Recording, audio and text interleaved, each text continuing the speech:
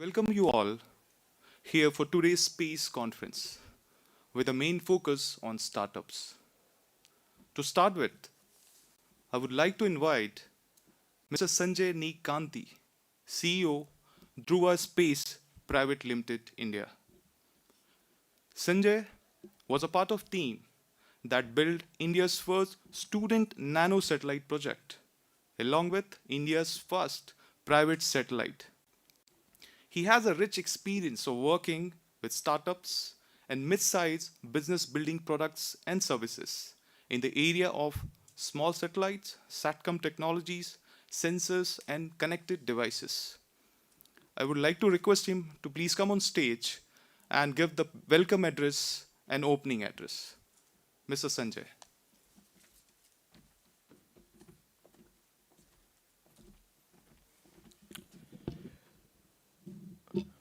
Good evening, ladies and gentlemen.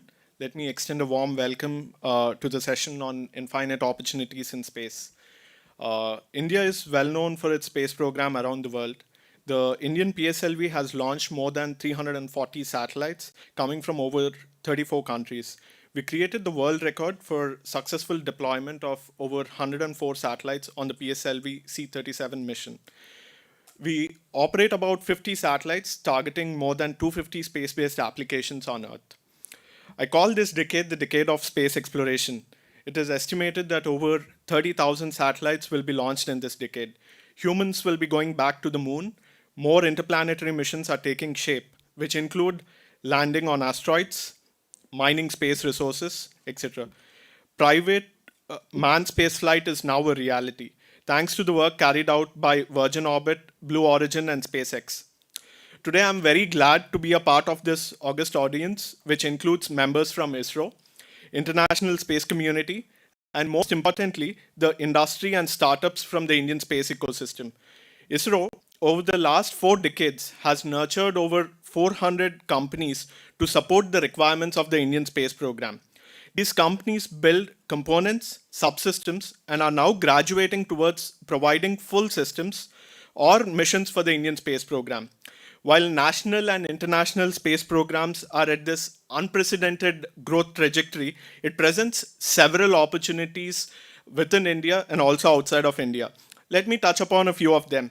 I think there could be a lot of strong collaboration between industry and academia to build technologies for furthering space research. The Indian rocket, the Polar Satellite Launch Vehicle, is well known for its fourth stage for doing orbital experiments. PSLV is the only rocket in the world that is capable of doing this PS4, utilizing a fourth stage for doing orbital experiments. So instead of so you could use the fourth stage to test out new payloads before launching full missions. There are several announcements of opportunities coming in from the UR Rao Satellite Center, from the Human Spaceflight Center, which startups and private companies can utilize to submit proposals to the Indian space program to collaborate on newer projects. There are also newer opportunities that are coming up from the international community. There are a few countries that are looking at building and launching their first national space program. So industry, along with the national space program, both Indian and outside of India, can collaborate in enabling more countries to get into space. We could also look at utilizing existing or upcoming space assets to provide downstream applications. I think India and UAE are collaborating in few areas of space research, and we can truly do so much more together. Without much ado, we shall hear from our mentors at ISRO and friends from industry who together are taking steps for building space systems and missions to explore Earth and beyond. Thank you.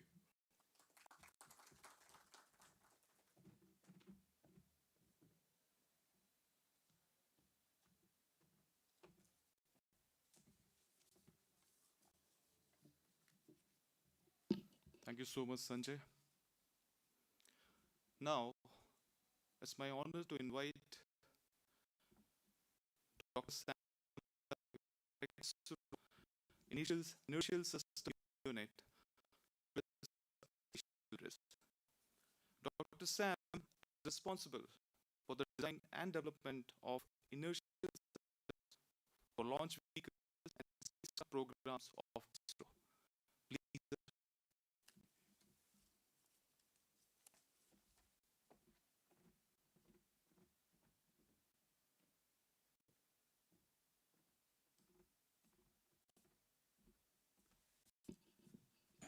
Yeah, very good evening, ladies and gentlemen. I really thank the opportunity for speaking to you on this evening on the greater opportunities what is available in space, in particular to startups. So, see, there are wide varied areas of interest that is really the innovations can come from startups. But I would like to today focus on uh, the space robotics. So space robotics at the end I will say is nothing but spacecraft technology, robotics, artificial intelligence and machine learning. So that is what it amounts to. So what I call as space robotics. Primarily what you can see is there are certain application like intra-vehicular activity, that is within a crew module or within a space station or any such activity, a humanoid or a robot which is enabled to work in the zero-G microgravity environment, how innovative concepts can be adopted to have a IVA or internal or external to vehicle activity to do that. The second part is with respect to gravity operations. And the third, which I would like to say, is about planetary robotics for interplanetary exploration. Yeah, next one, please. So here, when we talk about this robotics is an area where it has grown leap and bounds in for the terrestrial and so many other applications. But having a same robot flying in a rocket in that environment and reaching there, and then when it is a free body floating around in the microgravity, the biggest challenge is those who are associated with the spacecraft control and dynamics will know the challenges involved. So the basic concepts of controllability of a spacecraft will be lost when you make a space robot or a humanoid, and that is the biggest challenge in designing and developing. And another part is with respect to we need to bring in lot of intelligence. See, for an application where it has to accompany a set of tourists. So every time, suppose that space tourism is really taking off in a greater sense, what will really happen is every time some set of tourists are to be taken to the space, and a crew has to accompany. So instead of a human or one particular person accompanying all the time and doing all the mundane activities that need to be done, a humanoid which can behave like as well as take care of all the activities what a human can do. So for this, what is the biggest element is with respect to its perception of the environment and its ability to do. So here the artificial intelligence and the deep learning, that is the technology that is available, which has been packaged. You may wonder what is the big challenge in doing that. Algorithms, whatever is, quite a few are all available, and it will be able to mimic a human in a very good sense. But the challenge here is the type of computation capability that will be available in a radiation environment is the biggest challenge. So the processing, whatever we need to do, the number crunching application, what will run in a cloud or in another terrestrial application very beautifully, so it doesn't. So innovation has to come from newer algorithms, but doing the things in a much better way. As well as new chips, IC integrated chips are to be designed such that they cater to this need in a very efficient packaged way. So, all this has to be included, the type of dissipation processing capability. So these are areas where the challenge lies, and I am really sure that within a short time period, if you need to come, it has to come from startups which have an innovative mind as well as parallel thinking, that we who are not influenced by the basically by space technology. They should not be running in their blood the space technology. So that means fresh minds have a great opportunity in adopting into this area. So this only just shows what our first Gaganyaan mission is, the human space program of India. And in that first unmanned flight, yeah, humanoid, what is planned is what has been, that engineering model is displayed here. So it is more than the physical activity capability. Capability may be operating some switches or canister change or etc. Routine activity that need to be done by a crew. Other than that, the real perception, feeling, and even as a companionship, that is the type of intelligence or smartness that has to be brought in. So definitely this is an area where sky is the limit. The space activity, sky is the limit, and sky has never been a limit. So this area can be, I am only ticking into such an area, so where it can be made into explosive potential of research. Next.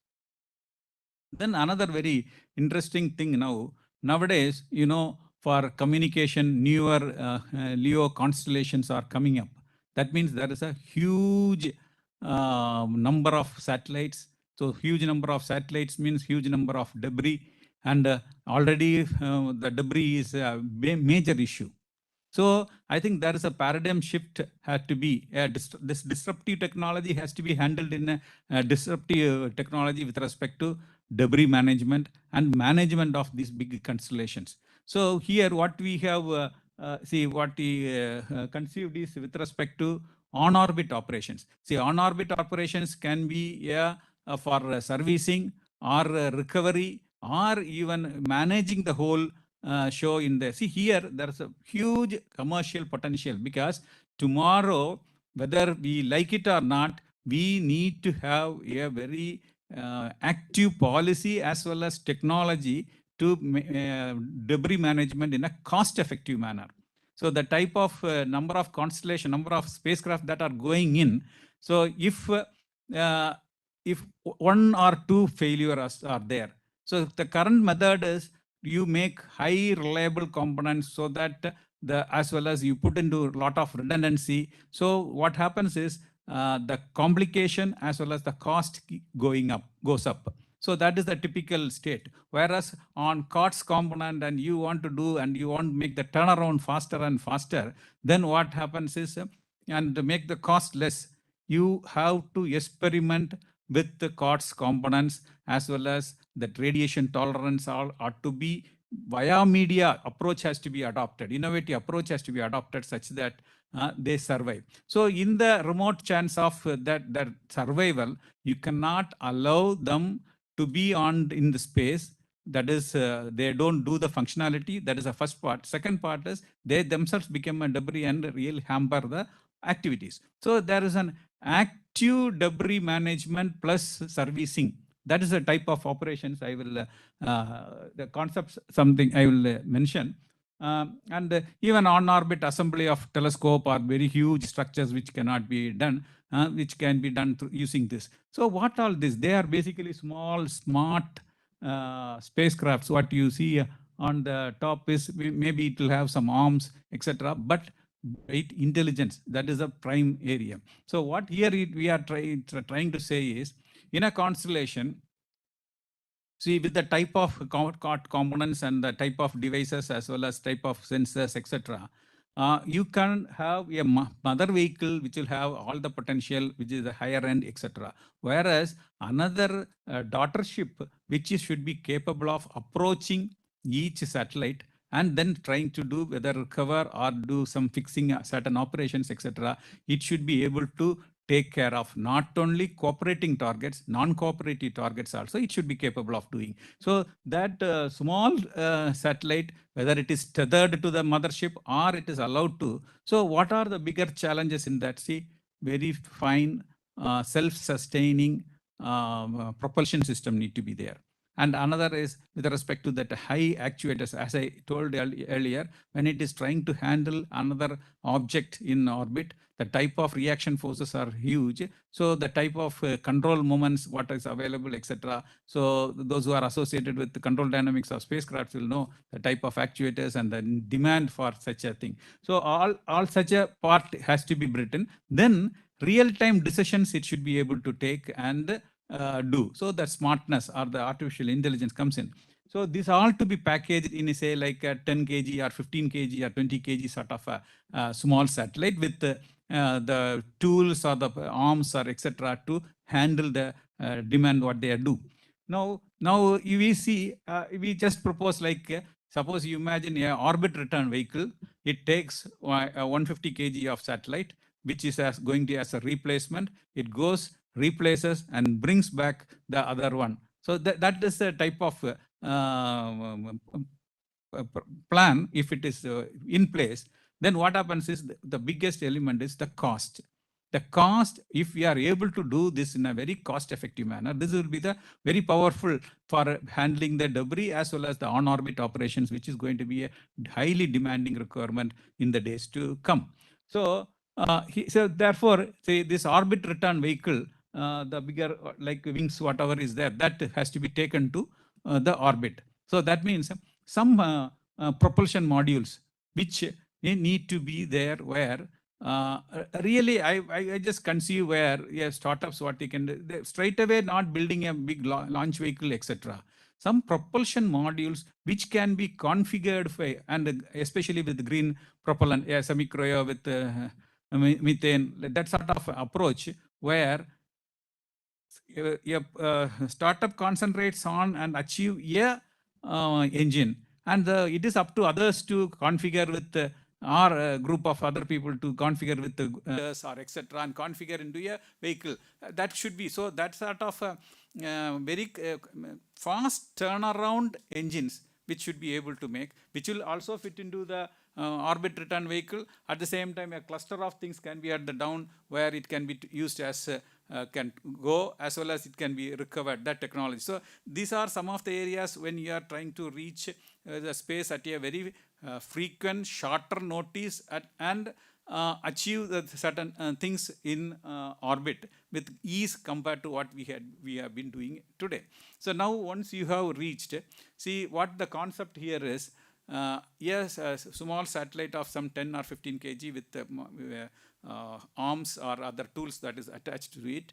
It goes proximity, very proximity it goes and approaches the vehicle and the spacecraft, which has to be recovered or repaired or dealt with. And this need can be towed back into the that orbit return vehicle, and it can be brought back for the ground for servicing and ready for the next time when we are, because we normally what we see is very small, very fine issues really hamper the space activity. So that, as I said, then the type of sensors that are involved here. So you see, a conventional inertial system will never work, whereas the vision-based, real as a human, to the extent of a human, where it can take decisions and do accordingly, that what we to that level of a vision head. Vision head means it is an inertial navigation plus all the sensors. Now, when you say all the sensors, the cost keep going up. What is a concept is, you put very cheap or simple sensors, and you try to get the best out of them by fusion of data. That's sensor data fusion. That sensor data fusion is the deep learning methodology is adopted, so that this very cheap, ordinary, what do you say, something better than what is there in our mobiles, where gyros and accelerometers is maybe a slightly better than that, should be capable of doing, along with in the an array of sensors which will try optical, lidar, or all this integrated, so that with a very low cost, but do a very, very high end or very high precision activity and adapt to the environment and then carry out. So these are some of the technology areas where which is, if you look straight, it doesn't really come exclusive for a spacecraft, but space technology. But the type of packaging as well as how newer innovative algorithms make it happen, that is a challenge. So there, what is really is the raw minds can do a better job. So what similarly, as I said, with respect to the propulsion, what is there in the that what you call it a smart space robo, what is which is tethered to the mothership. So here again, that flexibility should be able to there, so that there's no harm or damage is done to the spacecraft with which it is approaching. So these aspects are to be considered, and then we can have really like servicing the space, orbit at any given time with ease, as well as at the maximum when we have any issues, etc. It can be only the smart rover can be withdrawn and come back and make another attempt. So these are type of area where the startups have a huge potential to explore and make an entry, make a difference in this debris management and on-orbit operation. Next. So then this is for further into this planetary robotics. So insight your resource utilization, that concept when it's builds up. This is a little further, because whatever I just said earlier, it is going to be a necessity of today or tomorrow. Whereas this is with respect to the exploring minds. What the conceptualize is a swarm of robots who are who can engage in resource exploration and management, irrespective of presence or irrespective of the presence of humans. So once they are like a colony where they can establish. So where even with a parachute we can have Mars in Mars. So it is actually either in lunar, only the terrestrial robots can operate, whereas with the parachute also. So this sort of concepts to be emerged, as well as then that to be handled. So these are some of the areas where it has got a huge potential in the days to come. So then another one important thing we should keep in mind is these robots, terrestrial robots, I think we can do, already I think that there's a huge development, and there's a established area of the technology. But these robots need to fly in a rocket. The rocket, the type of vibrations and disturbance that happens, and the shock what that happens, it should be capable of withstanding that. And naturally, you cannot have very heavy weight robots, because their sustainability will be, mobility will be lost. So the locomotion, energy efficient locomotion of this robot, that is one of the very big challenge. So every energy what you spend, every activity, it has to be, energy has to be recovered. So this is one area where the real challenge lies in space robotics. So these are like this. There are enormous, even the traction along a lower G, where lower G is there. This is another challenges, which of course, which are being taken care of. So like this, the opportunities in space robotics, whether it is a microgravity space robotics. When I say microgravity, it is in an orbit or within a vehicle.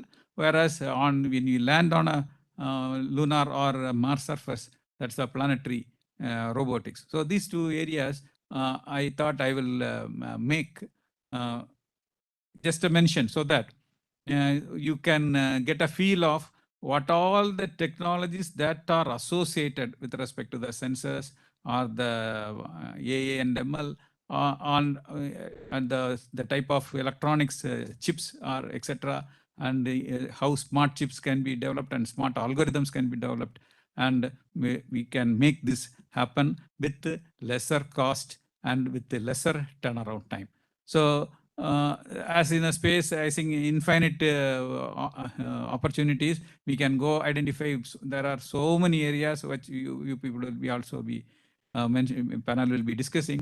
So I wish our Indian as well as international startups will capture, and this is a new area of debris management, which is going to be commercially going to be rewarding the first come first served, that sort of an approach where we are able to make it cost effective and time bound activity. So I really challenge the startups to take these activities forward with a very shorter time. Thank you for listening to me.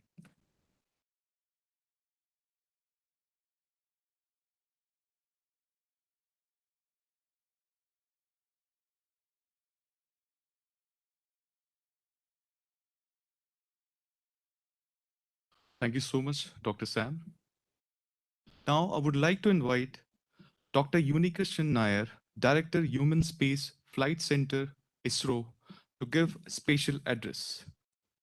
He was designated as Project Director of Human Space Flight Program for qualifying critical technologies such as re-entry experiments and other pre-project activities for Gaganyaan projects.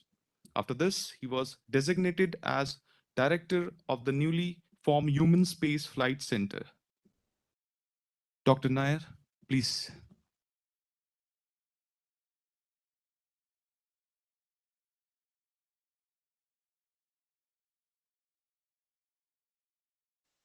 Good evening to all. So I thought I'll just introduce what is Gaganyaan and finally come what startups or MSMEs or large industries can contribute for the human spaceflight program as a whole. Can I have the first slide? In the summary, it is shown here. We have the GSLE Mark III, which we are going to modify as a human-rated vehicle by adding an escape system and making it more robust by adding redundancies and then adding extra health management system. All for taking up the that orbital module that is shown on the right side, which is around 8 ton. It has two parts. One is a service module, which will do the service while it is in orbit. And what you see on the top, the brown one is the habitat, which will, after the orbital phase, after doing experiments, and it will be deorbited by the propulsion in the service module, and then you come back. So it's a entry level program for a human spaceflight program, because we just go there, stay for a few days, come back, understand the nuances and the criticalities involved. But I want to invite your attention to the bottom statement, which is masked by the chair, that there is a vision for our human spaceflight program. It is not that we just do a Gaganyaan and then it is going to be over. Gaganyaan has got total 3 missions, 2 unmanned flights followed by manned mission. But we need to have a sustained as well as an affordable human spaceflight program, because we know that humanity is no longer going to stay to this planet due to many reasons. It could be the depleting resources or a compulsion to go out and then populate. So many reasons are there. And you know, these last 2 decades, we have been witnessing many new firms, especially the commercial players, are showing very active interest, and some of them are maturing at a very fast rate. So we are looking at a human plus robotics. Dr. Sam was talking about robotic as a complementary role, so that it's going to be the future of human spaceflight program. Next. And this is just in a one slide. Left side is the ascent phase, like any satellite launch vehicle. But only one thing is, his satellite launch vehicle, if anything goes wrong, vehicle it's just destroyed and it just falls into sea. But here we have a escape provision, what you call as an escape system. During the entire ascent phase, if anything goes wrong, there is a provision to bail out the crew and then bring them back safely. So except for that, it's like any other mission. Then once in orbit, do all the experiments, deorbit, and more than 99% of this huge energy, this is about 8 ton orbiting at around 8 kilometers per second. It's huge energy in terms of kinetic as well as potential. All this will be killed. 99% will be killed by the carefully controlling the capsule through the atmosphere, and then remaining 1% by deploying a set of parachute and then splashing down. Due to the land constraint, we are going for a sea landing, which will be very close to the Indian coast, and then recover it. Next. Now, these four blocks show the different technologies that we need for the launch. We need to do a lot of things like human rating. We need to add more redundancy, health management, so many things. Second is the orbital module, which is a new system. We have not made till now because we have been making satellites and other things. So it's a pressurized system where we need to provide an atmosphere like this deep in our space. And then since human is involved, human interaction, man-machine interface, safety, reliability, so many other issues are there. All those things will be taken care there. And the mission, okay, nominal mission, we know only there is 1 point, but if anything goes wrong, there could be so many opportunities where there could be abort from orbit or during abort ascent phase. So wherever the crew land, we must be able to recover them. So mission planning, and then to ensure that any phase, if you abort, the human physiological limits are not exceeded. In a satellite, we are not worried about acceleration, or we are worried, but not like a human being. Definitely, inanimate objects can be subjected to higher acceleration or higher vibration. But the important system that is getting added is the last one. When a human being is added into a system, then it becomes more complex. There are so many other aspects. We need to take care of his health, his food, his sleep, waste disposal, so many things. And then how to safety of the humans under emergencies. So that is actually, that makes the total program totally different because life is added into the program. Next slide. A typical one example is the life support system. See, if you want to mimic what is happening on Earth, you split up it into small units. They're all there. A pressure control system to maintain the pressure and partial pressure, or thermal and humidity control system. Actually, we need a very elegant solution to control the humidity. A system, probably startups or anybody can take up this challenge. We find it very difficult to control the humidity because of the inherent problem there. Then we are in a very small, tiny space. So the order, the quality of air, how you maintain that air revitalization. Flight suit, we had some experiments with industry. We, in fact, halfway through it was success, but definitely for the first mission, we are using a imported flight suit because of the the additional safety and as well as the reliability and the heritage of the system. But definitely, the indigenous flight suit will come out. Then food and other things. This we are depending upon the national agencies. We have the defense lab at Mysore. They make food and other things. And so many systems. What I'm saying, each bullet is potentially a capable technology that needs a very compact as well as highly reliable system, which is again, we need to develop because these are all new systems you develop from scratch. Next. Now, the next part is, yes, we are for every conceivable situation that is going to happen during ascent or in orbit, we train the crew for using so many types of simulators.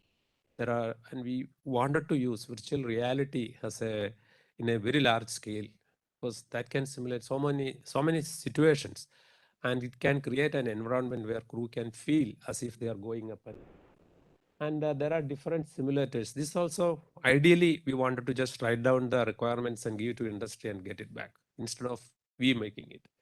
So that is, these are all getting defined and then getting realized, and industries are, of course, involved in this program. Flight suit, as I told you, flight suit takes care of the life of the crew in case due to any reason. Suppose there is a debris hit and there is the hull is broken and the pressure has lost, or due to some other reason the pressure is lost. Then this is like a pressurized garment. It looks very simple, but it's very complicated in terms of controlling its internal pressure and sort of things. So this is again in the next phase of the program. We wanted to see, or we wanted to see, fly the Indian version of the flight suit. And flight suit also has two two versions. One is the flight suit, which is worn by the crew when they are inside the capsule. It's a comparatively simpler one.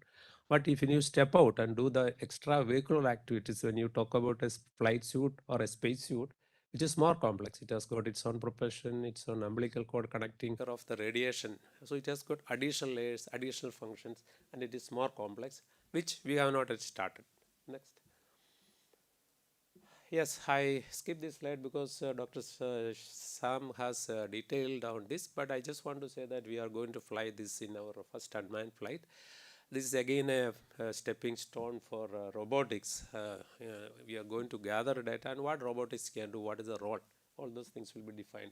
You know that it can do many things as he was explaining. Definitely, this is one area we need to move parallelly and then merge with the humans. Next.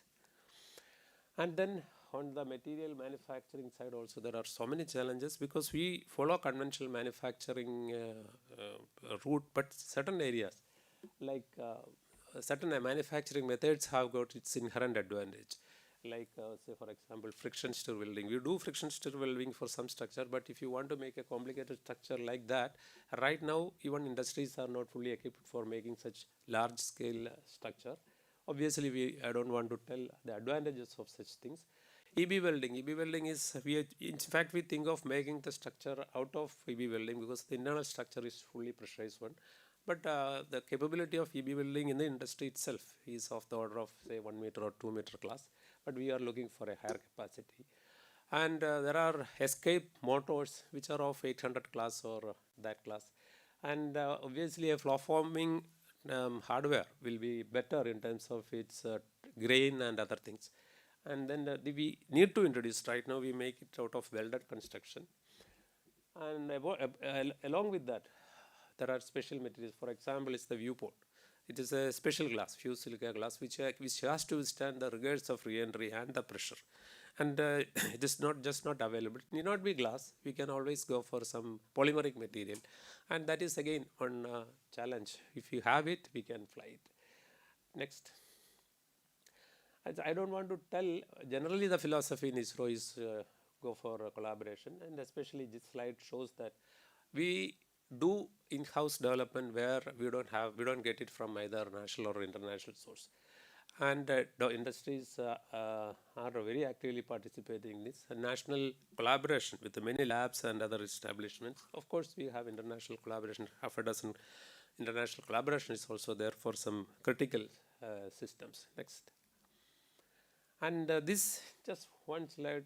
If you see, these are all each one you can unzip and see these are all opportunities. Like though we are not going for docking will be the next step.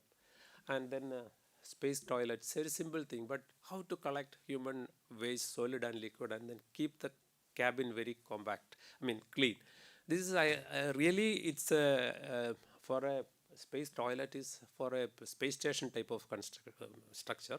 But when we talk about a small capsule, we need a more elegant and very compact solution. And robotics AI we discussed. Inflatable habitat has got enormous potential on ground application. Suppose say some due to flood or some other reason, if you want to deploy some inflatable type of construction for short-term application, definitely like that. So many applications, and we don't have to have a very large rocket for carrying a big structure to space. We can inflate it in space and do experiment. So definitely, when we talk about a future space station, we should have part of it made out of inflatable habitat, and the same concept can be used as a habitat for say when we go to moon or other Mars or other places as a deployable system. And then microgravity experiment. There are so much of opportunities. In fact, we look forward to some good cutting edge technology proposals from anybody, academia or industry, which we can fly and demonstrate. And the same time, you know that flight microgravity simulation, usually for astronaut training, they just do it in a parabolic flight. We don't have that capability. So it has got all the potential to offer it as a adventurous ride for others also. So this is one area. Space tourism is picking up everywhere. We have launch vehicle, a few developed stage itself can be combined, and then just go to say 100 kilometers stay and then come back, experience the microgravity for a few minutes. It's a really, it will be a adventurous sport which definitely will make a lot of returns in future. So there are so many things, and when we deal with life in microgravity, I spoke about flight suit, space suit, and then training facilities. Astronaut training facility also, we need a full-fledged training facility where right from beginning we can impart the whole sort of training, including the microgravity. And the nucleation of a new area, that is bioastronautics, or its small elements. It has to come from all over the country, from academia and other medical institutes, plus industries also will have their own role in that. And the top part is about so many new materials, like so I was telling about the EB and other things, but there are so many new requirements will come up. So apart from this, if you just look at it, there are so many other areas, like the cruise seat is there inside. The cruise seat, we need to have an energy absorption system, because the cruise seat will experience acceleration in all directions. So it's a omnidirectional impact attenuation system. That is again, it's a very elegant technology what we need. Then on the crew module, we are thinking about green propulsion. In fact, one of the startups has given a proposal that they can develop the green propulsion. Few of them are in touch with us, and we are also having dialogue with them. Then, as I was telling, humidity removal, it's a simple thing, but it is very difficult to implement in a microgravity environment. And then simple things like trash bag. You have a food waste and other things. You want to put it in a trash bag, strap it, and then use. But this I want in an environment where even a little amount of extra oxygen or the space condition should withstand. There are some other requirements. Materials that we usually use on ground, probably we may not be able to use. And for the pressure control system, we need different types of valves, including human intervention valves of different types. And the type of, when you take say your meals or other things, you have so many systems, cutlery and wipes, all those things we want, but we want to adopt it to the space condition. And we also look for handheld digital gadgets which the crew can, instead of having voluminous data entering into the old way of hard copies, can we have very compact gadgets which the crew can use for their whole data logging, and sachets for water, again, which can withstand the space condition. And then space debris is another area which I have not indicated. Space debris, right now in 6 to 7 years, there could be a hit due to debris. Some satellite could be damaged, and of course, some rare news is also there about that. So we have to take care of the debris impact by providing a debris impact attenuation system. At the same time, materials for that, and testing those systems on ground, and then prove that the systems are working. And BioVest, which is worn by a crew to measure the vital parameters like ECG, blood pressure, etc. Because the crew himself or herself can sometimes trigger the abort if a crew is not comfortable, if health is in a difficult condition. We have no other option other than abort. So a very compact BioVest, which is not probably not much wires and other things are dangling, such a very compact system. And so if we go on talking, there are so many opportunities waiting for not only for the startups, that as I was telling, for all strata of the industry and academia. Thank you for this opportunity. Thank you.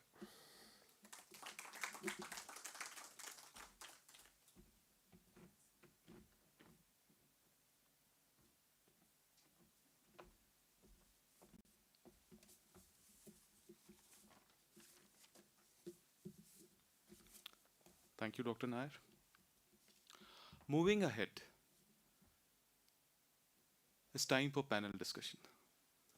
We are going to discuss today on global opportunities for startups in space sector and trends.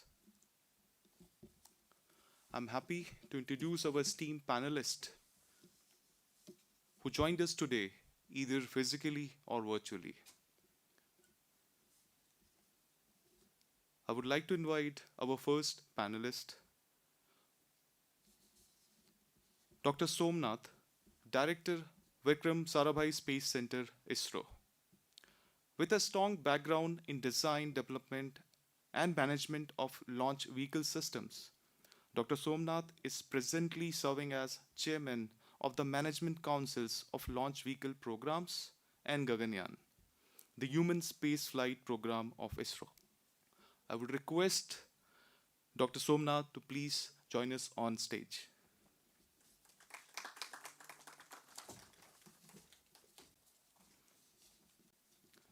Our next esteemed panelist is Mr. Ibrahim Al Qasim, Executive Director, UAE Space Agency. He began his career in the UAE space sector at the Mohammed bin Rashid Space Center, managing international relations and strategic partnerships. In 2013, he was assigned to manage the UAE's first CubeSat mission, Naif 1, that was successfully launched in Feb 2017. He led the Emirati team responsible for designing and implementing the project until the successful launch of the mission. Sir, I would request you to please join us on the stage.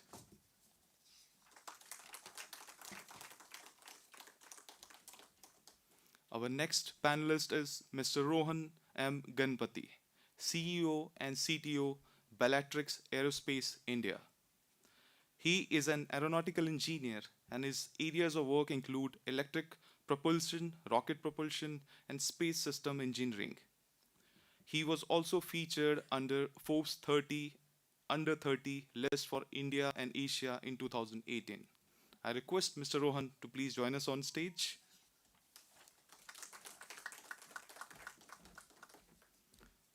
Now, I would like to invite our next panelist, Mr. Sireesh Palikota. He is a lead business development, Skyroot Aerospace, India. Sireesh is an alumnus of International Space University and NALSAR. He also has over 15 years of experience in the aerospace business and has formerly been a manager at HAL. Mr. Sireesh, please join us on the stage.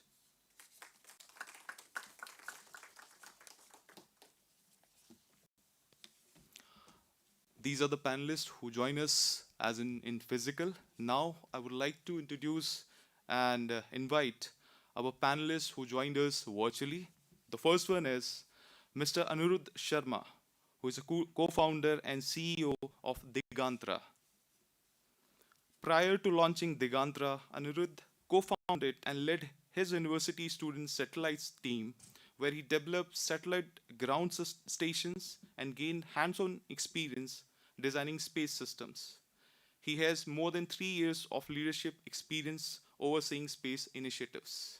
I welcome Anirudh, who join us virtually. Our next panelist is Mr. Tushar Jadhav, co-founder and CEO, Manastu Space. He is an ex-DRDO scientist and a graduate of aerospace engineering from IIT Bombay. He built a satellite as a part of the satellite team of the prestigious IIT Bombay, and later he led its launch on the indigenous ISRO PSLV C-35. I welcome Mr. Tushar. Our last panelist is, not the last, but one of the virtual panelists is Mr. Diego Nodar, CEO and co-founder of Alien Space Spain. Diego studied telecommunications engineering, computing, and electronics at Spain's Vigo University and holds a degree in radio communication and electromagnetic engineering. He is currently pursuing his PhD in space technology. I welcome Mr. Diego. Now, I would like to invite Mr. Sudhir Kumar, Director, Capacity Building, Program Office, Indian Space Research Organization, to join us on the stage. Mr. Kumar joined ISRO in 2000 and assumed key roles in and as developing enterprise software solution for ISRO for handling procurement, stores, finance, accounts, and human resource. He is in charge of second vehicle assembly building project, largest rocket integration facility of ISRO. He is going to be moderator for this panel discussion. Sir, I'm handing you for the panel discussion, sir. Very good afternoon, rather good evening to all of you.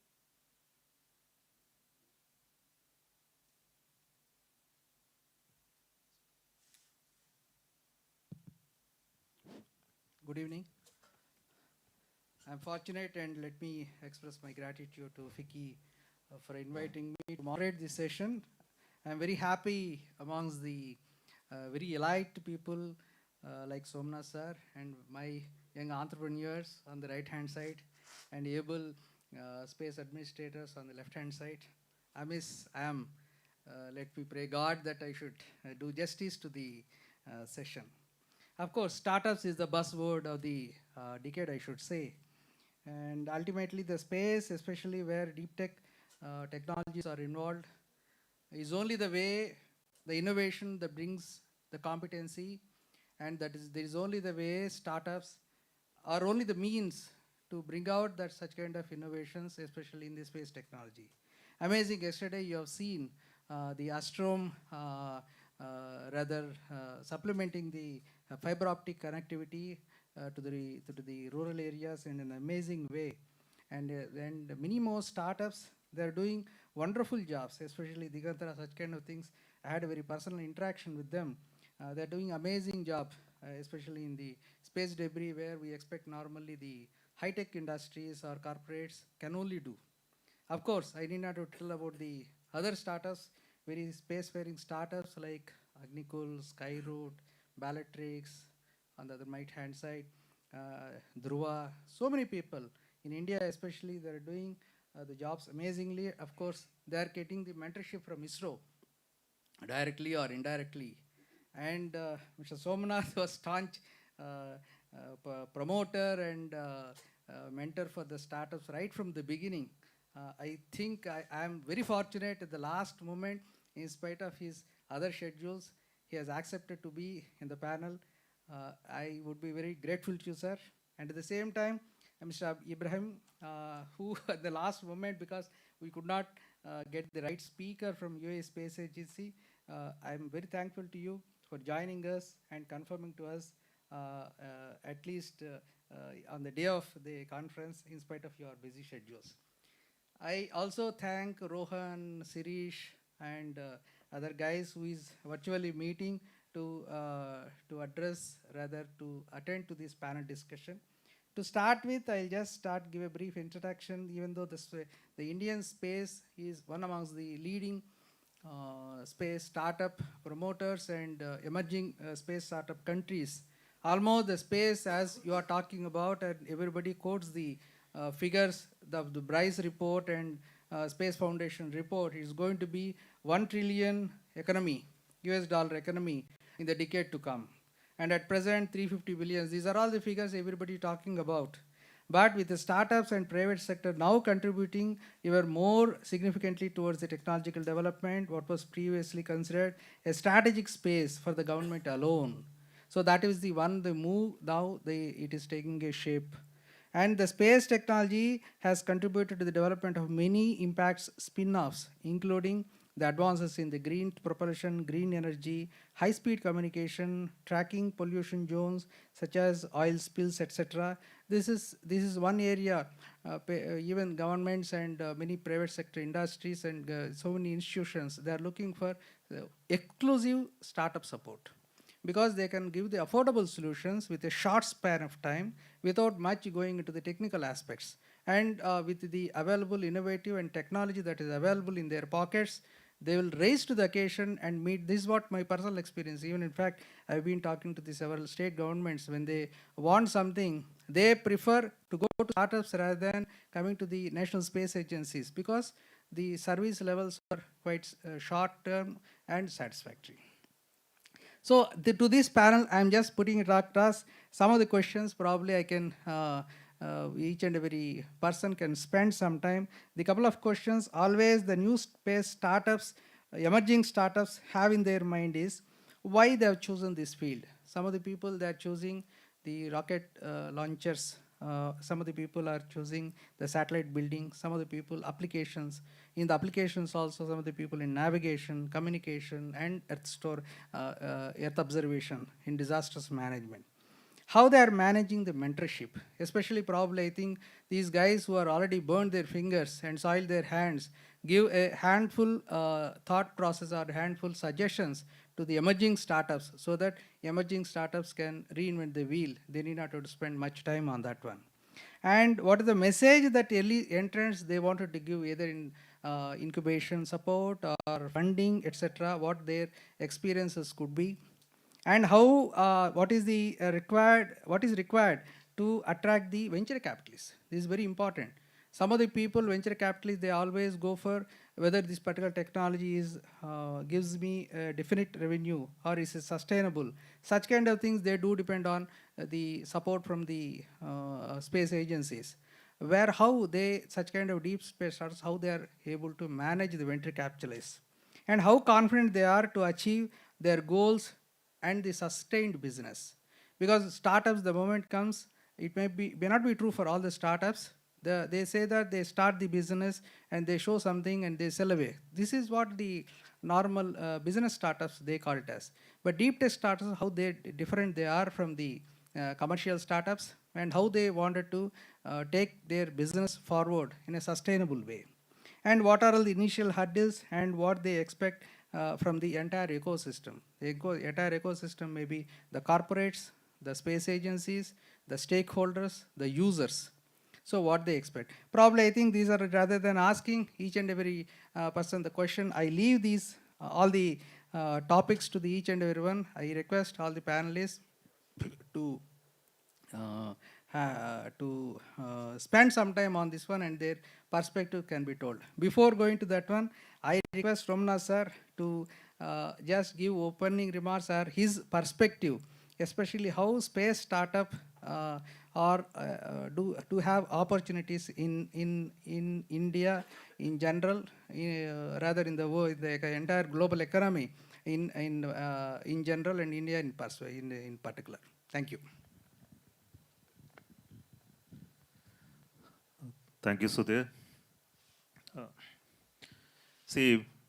We have been hearing about the global space economy, size, and its future expansion possibilities. Sudhir said $1 trillion US.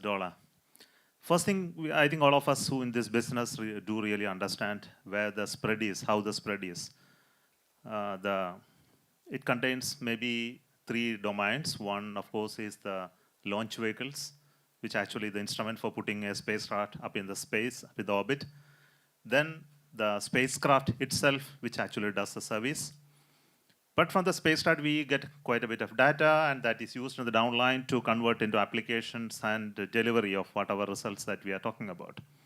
So if you look at the spread of the money that is available in these 3 domains, you will understand that much of the money is only in the third element or the last element, which is the delivery of the application to where it is needed and the infrastructure for it or the elements for it.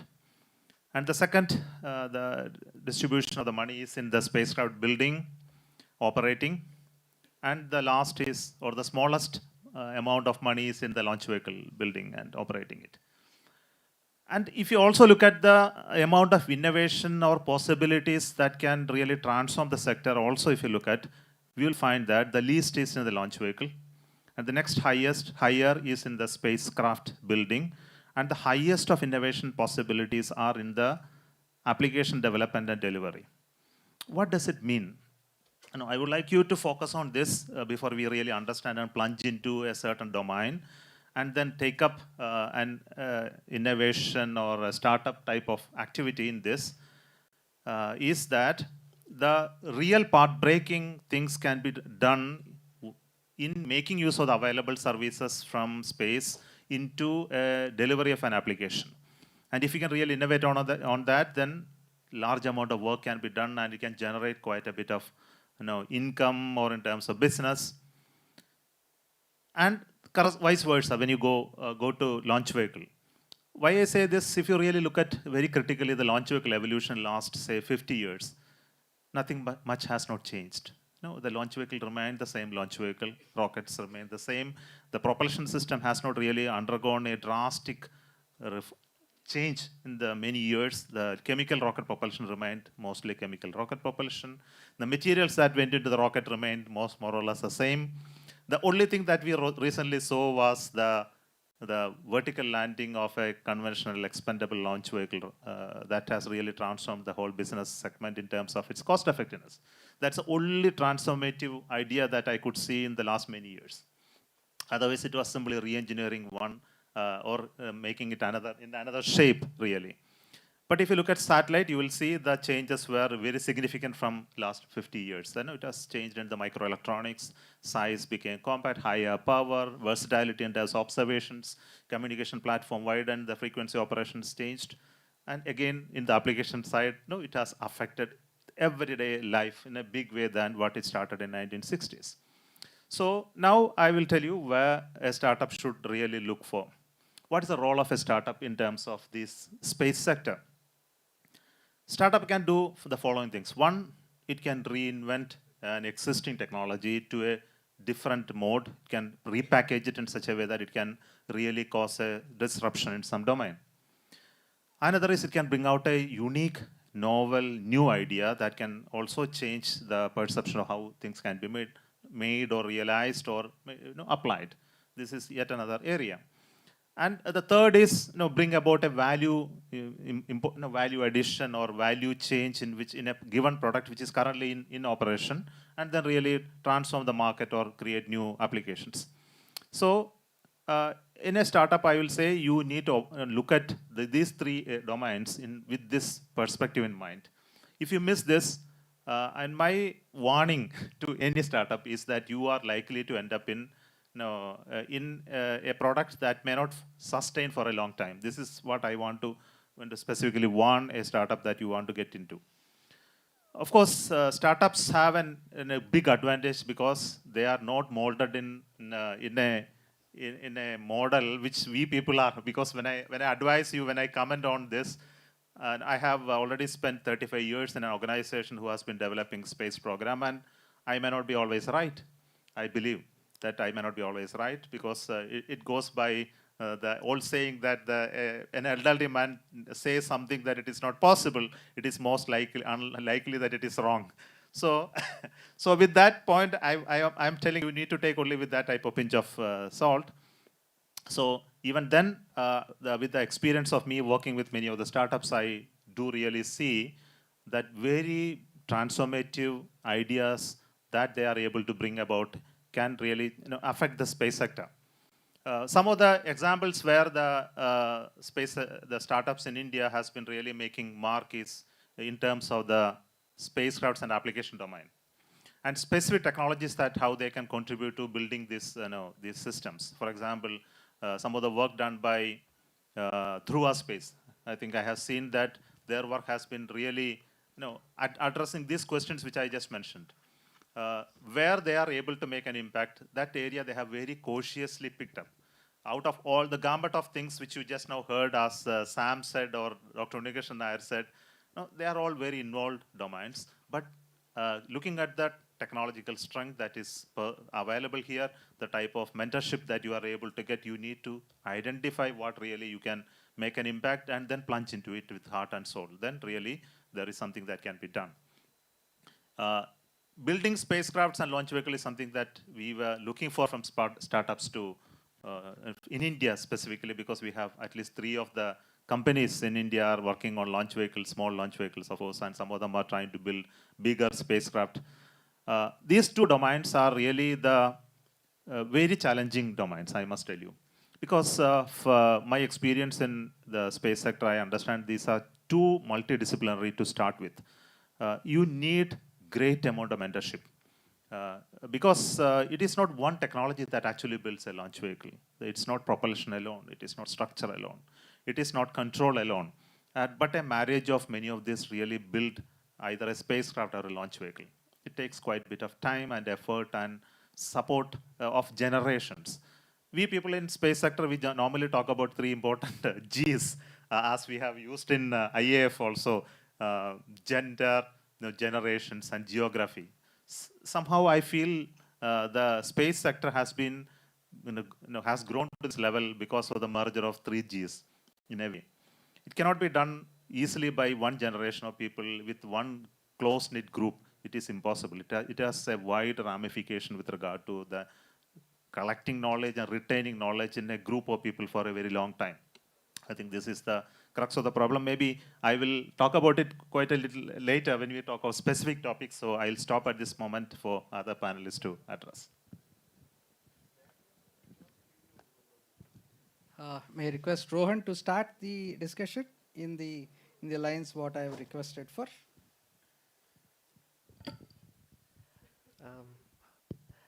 Good evening, one and all.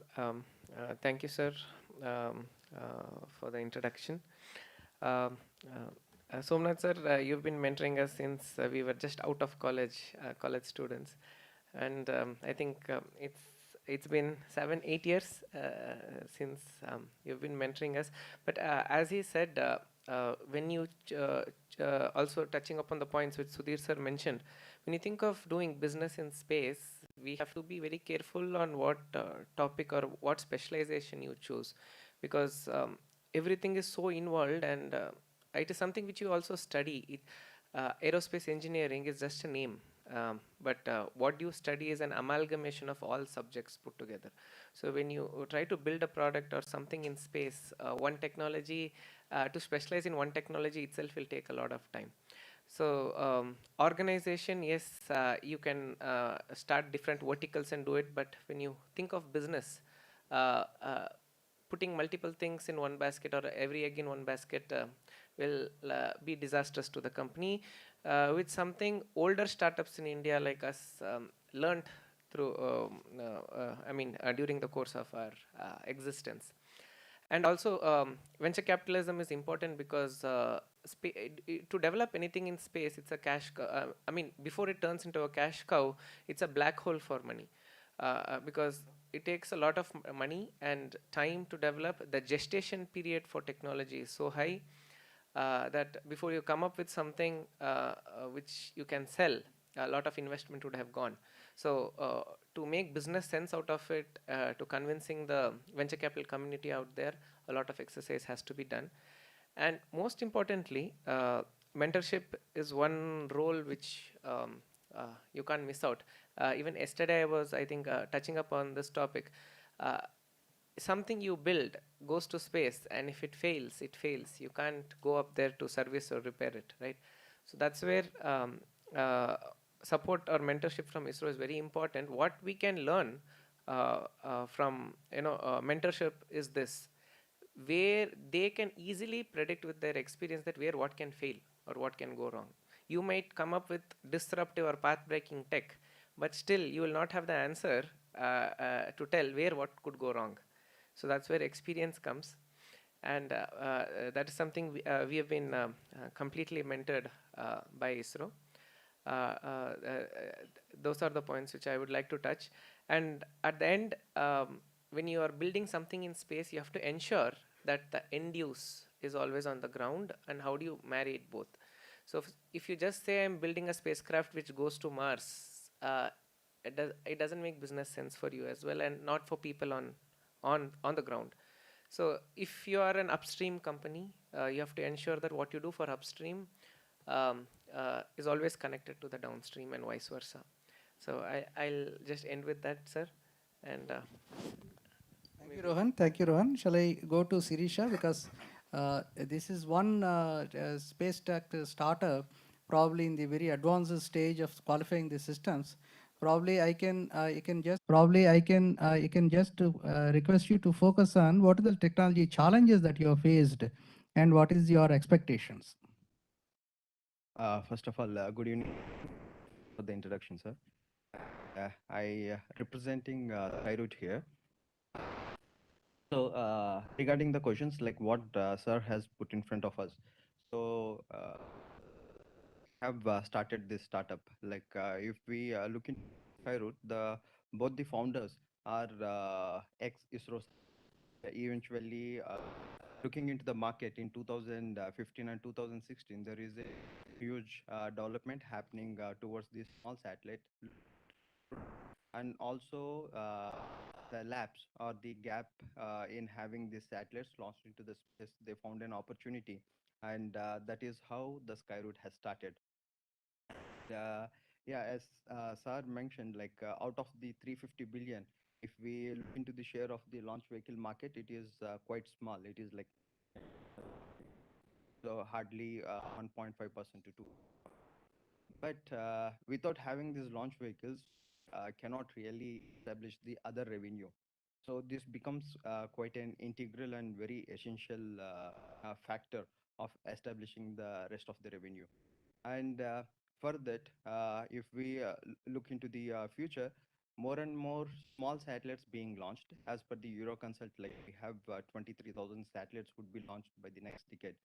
So if these satellites have to be put in space, there is to satisfy this demand, there need to be more number of launch vehicles for sure, and also the affordability which comes into the picture.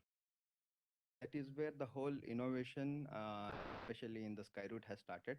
And we've been developing this, and we've been at quite advanced level of testing and scheduled for our launch in 2020. Coming to the mentorship, ISRO is helping us quite directly and indirectly as well, because a lot of mentorship what we get is from the who have retired from the ISRO, and who have taken full-time position in Skyroot. Right now, we are like more than 95 plus team in overall experience of 550 rocket industry, especially. So that is a quite a heritage that we, especially from ISRO, in terms of mentorship, and they direct in the right direction, like the technical challenges, whatever we've been facing and everything. And in addition to that, Skyroot is the first private space launch vehicle company to sign the MOU with ISRO to utilize its test facilities for the systems and subsystems, as well as the launch platforms. And one of the main challenges what we see with respect to the investments or like moving forward is the uncertainty, especially in the regulations. So this been an advantage for us to be the spot where we are today, because having a space startup like some 10 years back is totally uncertain, because lack of these policies and the policies which have been implemented quite recently is giving a strength to the investors also, and it is giving them the confidence to invest into space industries. And but still they need to be materialized. That will give us the more confidence, and it will help us to propel much faster. Raise a very important point, because you what you expressed is the startups a couple of years back. The situation is not let us say as conducive as the new space startups. Okay, Sir Somnath sir, can you throw on some light how actually what is the message for the new expected deep space startups in the emerging let us say scenario? Uh, no, your question is specific to whatever is there in India, startup ecosystem, what has been now coming up, and their prospect, if you want to ask. Almost 50 of startups that started for the launch vehicle building, technologies for spacecraft and into application domain. I see very seriously around 10 to 12 of them engaged. And some of them working in the launch vehicle side are really working very, very hard, especially the Skyroot and Agnikul. Both of them are really in touch with most of the ISRO facilities, and they are doing very well. I must tell that they have understood what is really needed to build a launch vehicle of that class, and looking for support and help from wherever it is possible to seek and get. I think they are in the right track.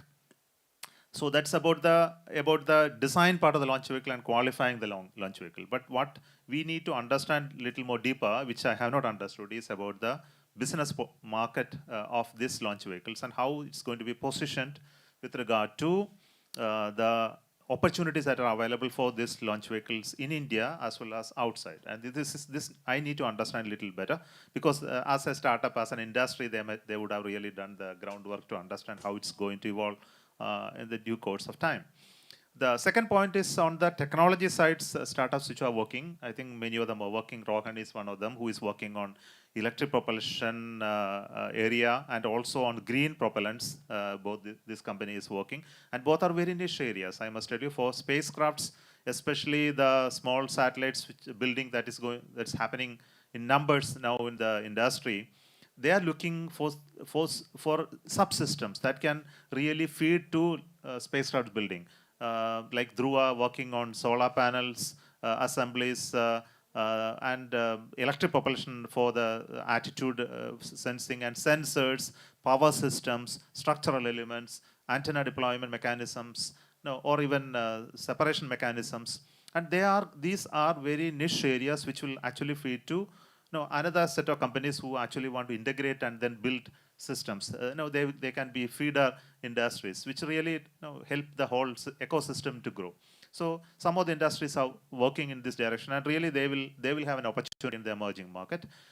And I am sure about the application side, there are many companies working on making use of the remote sensing data, GNSS sources, communication infrastructure supports, and application development, which is some of them are socially relevant, some of them are beneficial to the administrators or states. I think they are also going to make a significant impact. At least I see out of those 50 companies, at least 12 to 15 of them are really going to come out with very successful development, which really can impact the industry ecosystem in this country, as far as startups are concerned in India. This is what I understand. This your specific question is, right? Yes, okay. I'll move to another tech startup, Manatsu, because Tushar, you're available. You're able to hear us. Can you say hi? Yes, yes, sir. Hello, sir. Hello. Hi, Good hi, evening, sir. hi. Good evening. Good evening. Tushar, can you just throw some light on how actually you moved in your let's say business or technical journey? Yeah. Thank you, Fiki, and thank you, ISRO, for organizing amazing event. So my journey of entering into the space started when I was a kid. My father was in HR. So since childhood, I was seeing, fighter plane, father talking with his friend about Sukhoi, MiG, how they work, the engines, the pilot, the testing, and the new projects coming in. So when it was the time to select the engineering, getting into IIT, the choice was very obvious to get into IIT Bombay Aerospace Engineering, and the team with the support of ISRO was building a satellite. So in 2009, building satellite was by a student was very not very common. So building a car was okay. Drones was also in initial stages, but satellite was something out of what was heard of. So I got into the team, and with a lot of support from ISRO and our IT, so we could finally launch the satellite. And that whole experience, the day it got launched, remember it was one of the kind of ISRO mission, 2 hour mission, where it was a restart mission in 2016. The day it got launched was the day we realized this is what we want to do the rest of the life. And one of the application was to get the early warning of a tsunami. So very early days of our life, we realized amazing application power of a space, as well as our passion for building the space technology. So that is how we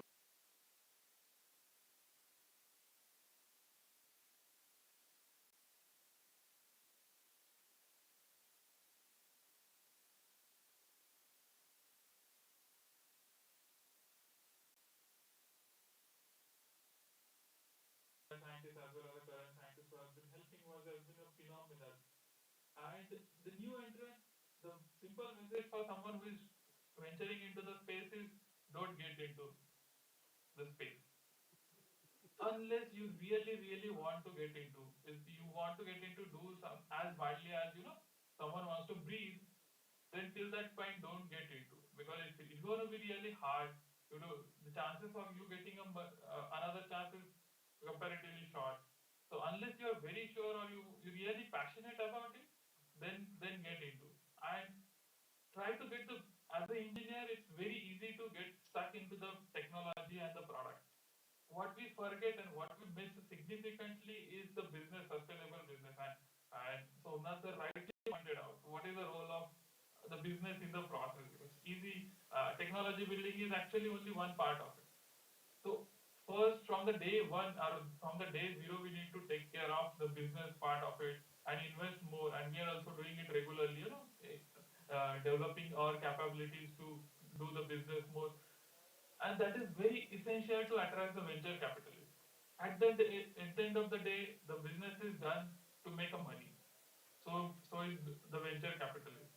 So we need to show him a money, deliver the technology product which can make more money, and so that it will attract more and more money. So that it goes into the it goes into that cycle, and as soon as early we enter into that cycle, attracting more VCs, India and the outside India VCs becomes a more and more challenging. 2 3 years down earlier, getting a seed fund was difficult. Now getting seed fund as well as Series A is recently straightforward. Now the challenge is, can we have an investor show that action so that they can be ready to invest Series B, Series C, in a close of $100 million into the space. So that's a job of ecosystem whole to start delivering on this. And initial hurdle, of course, the technology, resources, mentoring are all the initial challenges with the help of ISRO, the accelerator program, as well as the academia, who are doing fascinating job, is very crucial, especially early days of the startup. So in our ecosystem is, we are not fighting the startups in India are very small market, so we need to look outside. So and the more and more startups come together, the more and more chances of we attracting more money as well as the customer as well as whole perception has will become a very important as the time goes ahead. So currently we are riding the success or the name or the all the good name that ISRO has earned. Now it's time for a startup to deliver on what has been promised from our side. So it's high time we do that.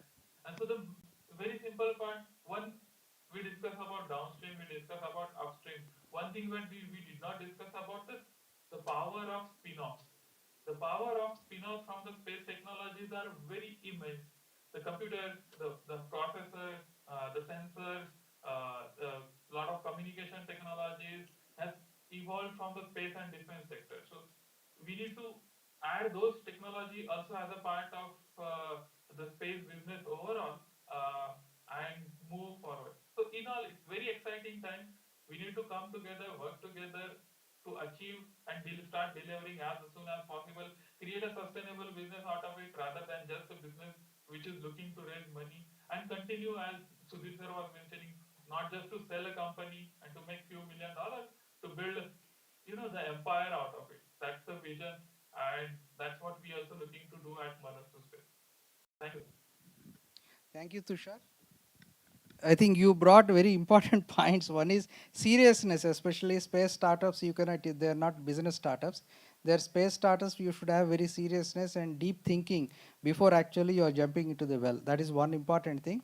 The spin-offs, I think that is the very valid point you brought out, because the spin-offs, on the other hand, the national space agencies, in fact, the technology transfer that is available, technology is developed by the space agencies, every space agency, they are coming out in a very big way to transfer these technologies which otherwise could have been used for many spin-off applications. I think that is a very viable business model that anybody can think of, looking at the technologies for these other spin-offs, in addition to, because you learn from space and earn from somewhere. I think some of the people know, some people they say, learn from space and earn somewhere. That is one caption probably I think the startups can catch. That would be the nice thing.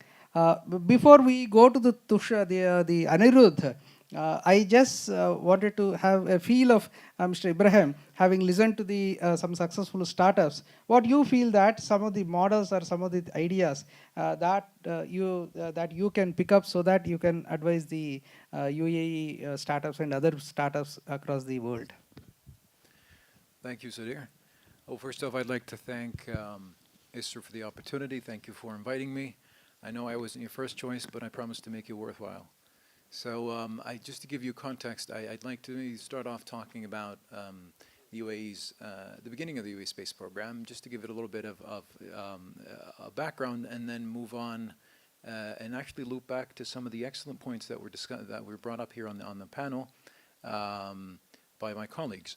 So next year we celebrate in the UAE 25 years since the beginning of our space program, which means that the UAE has had a space program for half its life. You know, half the time that has passed since our union. And what that indicates to me is one, anyone can do it if you have the political will, and well, first of all, any nation has the right to dream, to diversify its economy, to build its capabilities, and to inspire its youth. And space is a fantastic platform for that. So one, anyone can do it. Two, we didn't do it on our own. We built on the experiences of others, of friends and partners and allies around the world, and that's what makes space so beautiful. It's this accumulative wisdom and knowledge of humans over centuries that brought us to where we are here today. And thirdly, that at the very highest level in the political government in the UAE, space is very important, and it has been important from the very beginning. And obviously the reason why space is important to the UAE is because UAE drives, well, the push to diversify the economy happens through the science and technology ecosystem, and space, and obviously I'm preaching to the choir, but space provides you with that catalyst to drive your industries. That's from a science technology policy. Inspiring the next generation of scientists and making sure that your talent pool is always adaptive, is continuously being reskilled, is critical. I share what Mr. Sanjay said in the beginning. I share his excitement about the next era for space exploration, but I'm carefully carefully optimistic about the future, because and here's where I actually want to come back to what my colleague said. SpaceX has not, or launch vehicles hasn't really evolved much when payloads and sensors have really seen big jumps over the years. Recent development in reusable launch vehicles and the significant drop in the cost of accessing space has actually made way, or made it possible for us to see mega constellations being put into orbit today. To me, this is an exciting new era of space exploration, but as someone that works in government, I'm extremely concerned about the sustainability of space. Like I mentioned, space is there to drive your industries and to drive science and technology, and that is what makes sustainability of us as a human being, as a human race, possible. But then, how do you sustain that sector? So more coordination, more, I think, collaboration over the next few decades would be critical in order to sustain access to space, to make sure that we're not overpopulating space, to make sure that we can actually continue to launch humans and launch sensors into orbit. Obviously, what it means is we need to stop thinking about space as a mean of technological sovereignty. We have to have a more holistic and more unified global vision for it, and more realistically today than we've attempted in the past. It's more about economic opportunity, which is what everyone here is doing today, and more equal opportunity around the world. Now, just back to what the UAE has been doing in space. So again, 25 years, we've built fantastic capabilities in Earth observation and the upstream business. And Rowan, I actually wanted to circle back to something you said. Fantastic upstream capabilities. We did so in order to actually build build this capacity across the nation. And then we realized that we've overbuilt. There's a saturation and an excess of capacity in the upstreams. And so moving forward, I think the focus of the UAE's space strategy, at least for the next 5 years, will actually specifically focus on the downstreams, like you said, and making sure that the downstream pulls the upstream towards what it feels is the most lucrative and the most business-oriented models. And again, this, in my opinion, bodes very well for these mega constellations that are going up. The next generation of fiber optics that will connect the world together isn't being laid under oceans today. It's being launched 60 satellites at, per month, or 60 satellites at a time, and it's actually happening today. And while that is worrying from a regulator's perspective, I think the possibilities and the benefit that humans will gain from these mega constellations will far outstrip the challenges, provided that startups and these large space corporations ensure that that these to adhere to a high level of even self-governance in terms of deorbiting and maintaining a clean environment in orbit. And thank you for the question. Thank you, Mr. Ibrahim. I think you brought another dimension to the startups. You say not only the technical the aspects are important, but business models also, or collaborations and or let us say benchmarking is very vital for the space business to grow. It's a very valid point. In fact, if something is available elsewhere, why should we reinvent the wheel? If something is excess is available, why should we again create the thing and create a surplus? When surplus is there, we have to use the surplus so that both the people will be benefited. This is a very important point you brought it on. I agree. Let me just add one more thing to that. So if we're talking about mega constellations, every country wants to build its own mega constellations. I promise you, Leo would be out of use at sometime soon. You are not, nobody's launching anytime soon. That is a very important point you brought out. Shall I go? I think this is more connected to the debris and these things, the points have come out. Anirudh, can you just throw some light on the feasibility of the technology part and as well as business point of view, how this debris management you are able to conceive and you are going to foresee? So firstly, thank you for the introduction. So initially, when we started this as a student project, back then in the university, it was really difficult for us to build a viable business model for this, and we didn't even know that this will have a commercial use case. So it was the time when we started pitching this in a competition in the United States. So that's when a lot of companies came to us and discussed about this idea, and then we thought that okay, there is a commercial essence. Then we started building business model around space situation awareness.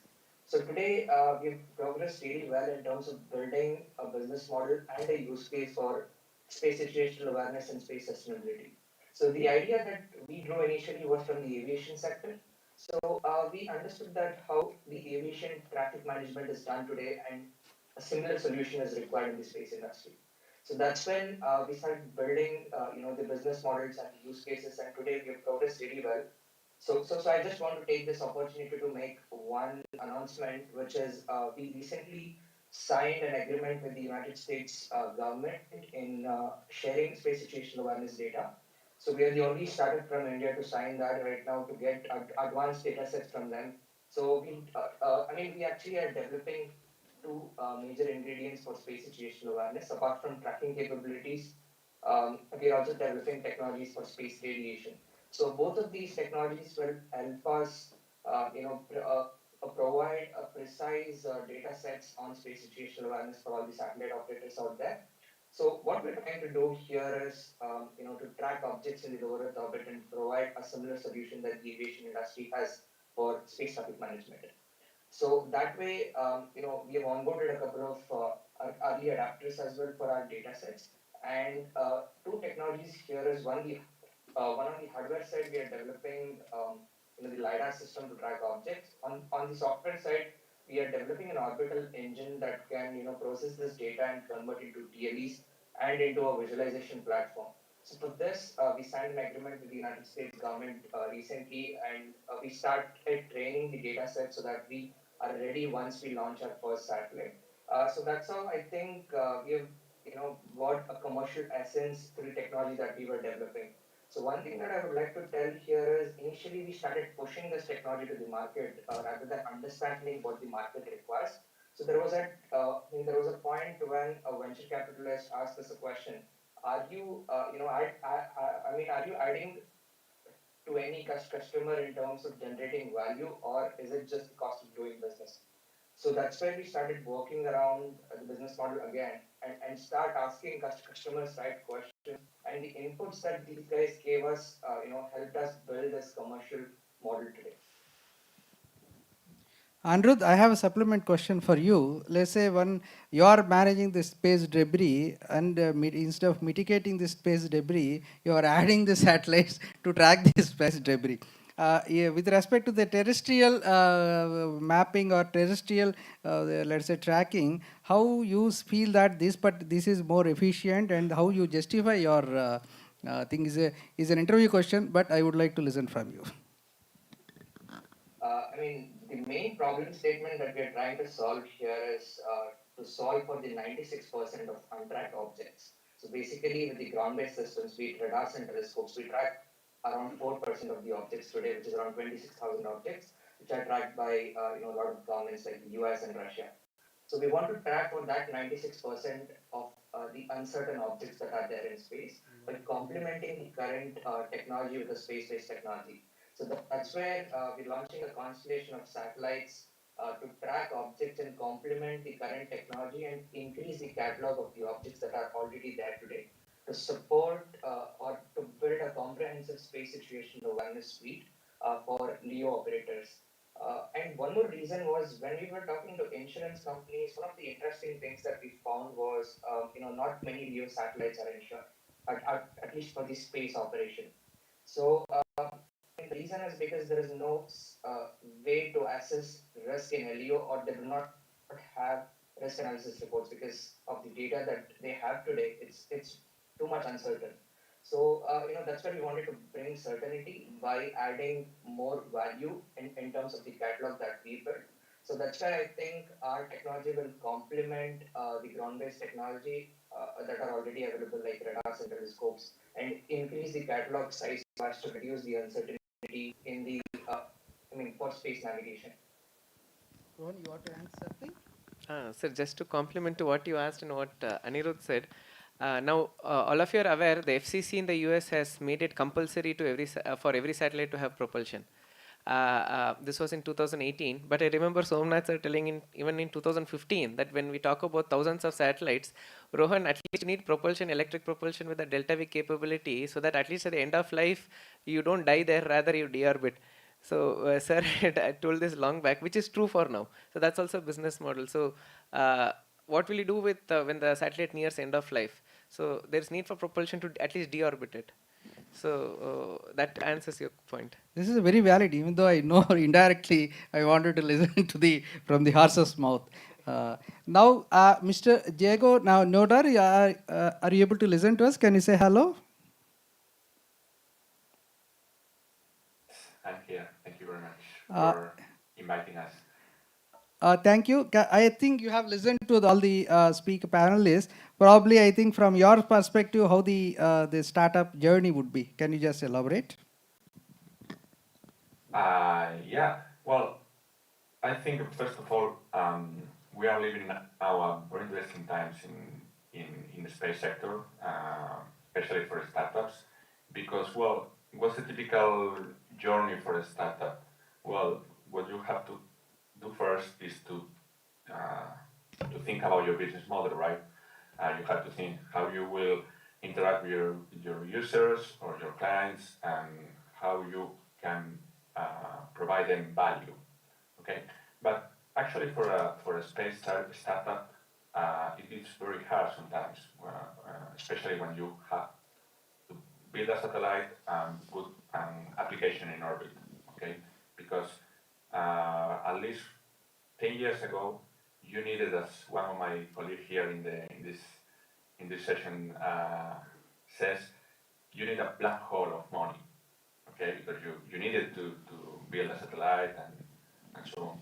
But now we have the opportunity to reduce this amount of money and what for me is more important, the time you need to validate your business model, which is critical for a startup. I mean, if we put at the beginning of a journey of a startup, we start with our own money or with our family money, so with our time, and we need to reduce as much as possible the time we spend until we validate our business model. So for me, it is like the first step, okay? Just to bring your business model and validate it. It's what usually called minimum viable product, okay? For a space startup, it's not so easy sometimes. You need a lot of money and you need a lot of time, okay, to get it. If you are in the downstream and you are getting information for existing satellites, like for example Copernicus in Europe, or you work with communication data, maybe you can use existing satellites, but if you need to build a novel application and you need to demonstrate it by your own satellites, it's much harder. So just to put in the table that we are now in a very interesting moment, and I think for us, for the space startups, the life is much easier. And well, I think otherwise we couldn't do what we are doing. So once you already demonstrate this business model, that you are able to give provide value to at least a group of clients or a group of users, and you can get real feedback from them, and then you can pivot or you can change your business model, and then you start to create value, real value. Okay, and this is when you go to venture capital and you say, okay, I have this business model, I have demonstrated. It's not a PowerPoint, it's not just some words, just a good idea. I'm doing something with real clients and getting feedback, and I'm more or less certain that it can scale up and it can go for a real business, a sustainable business. And this is the second part. Once you can demonstrate it, you can go to a venture capital to get all the funding you need to scale up your business model and go or transform your startup in a real company with a sustainable business. Thank you, Naudar. So last this one is, I think some of the startups which are not in the space applications, I am not seeing anybody participating. Probably, I think, let me take liberty in talking on behalf of them. The space applications, the number of people are there, as Sumna sir said.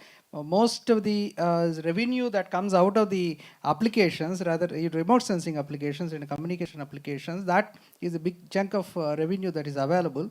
Today, what we perceive is most of the applications, more than the commercial use, the governmental use is there. You to call it as forest development, you call it as water management resources, you call it as urban density development, you call it as, you take it as let us say terrestrial, let us say mapping, roads, infrastructure. All these things, majority of the cases, the users are basically the governments, either local governments or federal governments or state governments. Ultimately, they only generate now more value to this one, in addition to some of the people. Let's say on the other day, we have attended to the Indian ministries, where Government of India is asking each and every line ministry to seek the support, technology support from the labs and R&D organizations, how they can improve their business processes. That was the initiative that the Government of India has taken very recently. This is very important perspective also. Somana sir, because you are member of Space Commission in India, the top apex body, and you are Vice President of International Astronautical Federation in the world. It is the highest body. What you feel that how actually these space startups will be enabled and supported by the government? What is your perspective? I just want to listen you, sir. The startups are not going to remain as startups forever. See, startup is only when they begin, but they are always with an ambition to grow to become an operational industry in the domain which they started today. So it requires a lot of support to make it happen. Of course, startup is an idea on which the industry has really picked up. It has to be nurtured in the early part of its growth, as already been mentioned by some of the panelists, that it requires quite a bit of risk taking, a lot of investment in space sector, but they need to be supported in the early part until they become able to demonstrate a little bit of success. And after that, it has to be scaled up to a level where they can really operate and then produce economic benefits on which they can sustain or expand the business. From this point of view, I believe that there need to be quite a bit of support system built around the governmental as well as non-governmental actors. First, government should create an conducive environment of, as we just mentioned, about the legal position and rules and regulations that enable them to operate on domains which they think, which otherwise governments and other systems think that it is prohibited. I think those type of regulations that we need to relook and then recast it if it is required. That is one. There must be an ability to get funding to sustain the initial hiccups, problems, etc., and the ability to source or to create such funding opportunities in case they face problem. We have to find out a way, either through governmental system or to a sponsored funding where they can sustain on it for some time. And there must be of course, the scale of funding will come from business operators and the scale of business that they are able to define at some point of time. Then how to evaluate an idea which is there in a startup and then give a go-ahead, the control mechanism that we need to create in the governmental sector. I think such steps are definitely being taken by the government today in India, at least creating the in-space and then creating a regulatory framework on which they will be supported to take on space activities. Really a welcome step. Definitely it will help many startups to seek support. They don't have to go on knocking different doors, but only a single door knocking on that, and definitely they will be able to harness support across the organizational structure as well as the governments. As you mentioned, the federal as well as state government support can be there. But I want to tell you one important point, that if these 50 startups have to really survive, there is a strong industrial ecosystem existing in this country today. Maybe in UAE as well as in India, there are core engineering industries, plenty of them are there, who have enough wealth and wherewithal to support these startups. I will only urge on these big industry houses, come forward and create an ecosystem to support these startups to survive and go through this journey. I think some of you are, some percentage of the resources of you can be earmarked for such a support system, because they need it, knowing very well that they may not ever make it. I think this is very, very important. Now, unless they go through that mill and then make a success story, everybody will talk about them. But we talk about many, many more people who never made it up to that threshold level. For them, this support is needed. I only say, at least some of the representatives are here of big industries in India. Please come forward. Those who have an ambition to work in space in the big level, please support the small players, especially the startups, in way of either giving technical support or giving infrastructural support or even funding, where they can sustain the early part of the journey. So this is important. I also want to tell you that we need to create more startups in this domain. In fact, those who are having ideas, many of the big houses and promoters are supporting them. I'm seeing it. But it will be very nice to see some of the big industry names in India to start at least few startups in space sector. Let them mentor it themselves. Let them be known that they are mentored by the big houses. I think it will be a game changer. knowing very well there is a backup by these big houses. There will be many more takers to support them and to handle this initial journey.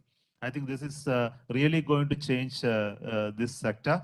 I'm sure not controlled by the big brains, but triggered by the innovative spirit of the young minds is what startups are meant for. So they need to be nurtured to leave them free to a certain extent, but give them support what is required. It's like a child rearing only. A parent looks at the child and then seeing him grow, but giving a reasonable amount of freedom and also the reasonable amount of support. I think this is where the trick lies. I believe it has to be from the government, it has to be from the organization, technology organization. It also has to be from industries and venture capitalists. I mean, they also need to come in. I think through this route, I think our startup ecosystem, which has now emerged in the last few years, really going to sustain and see hundreds of them coming up in India.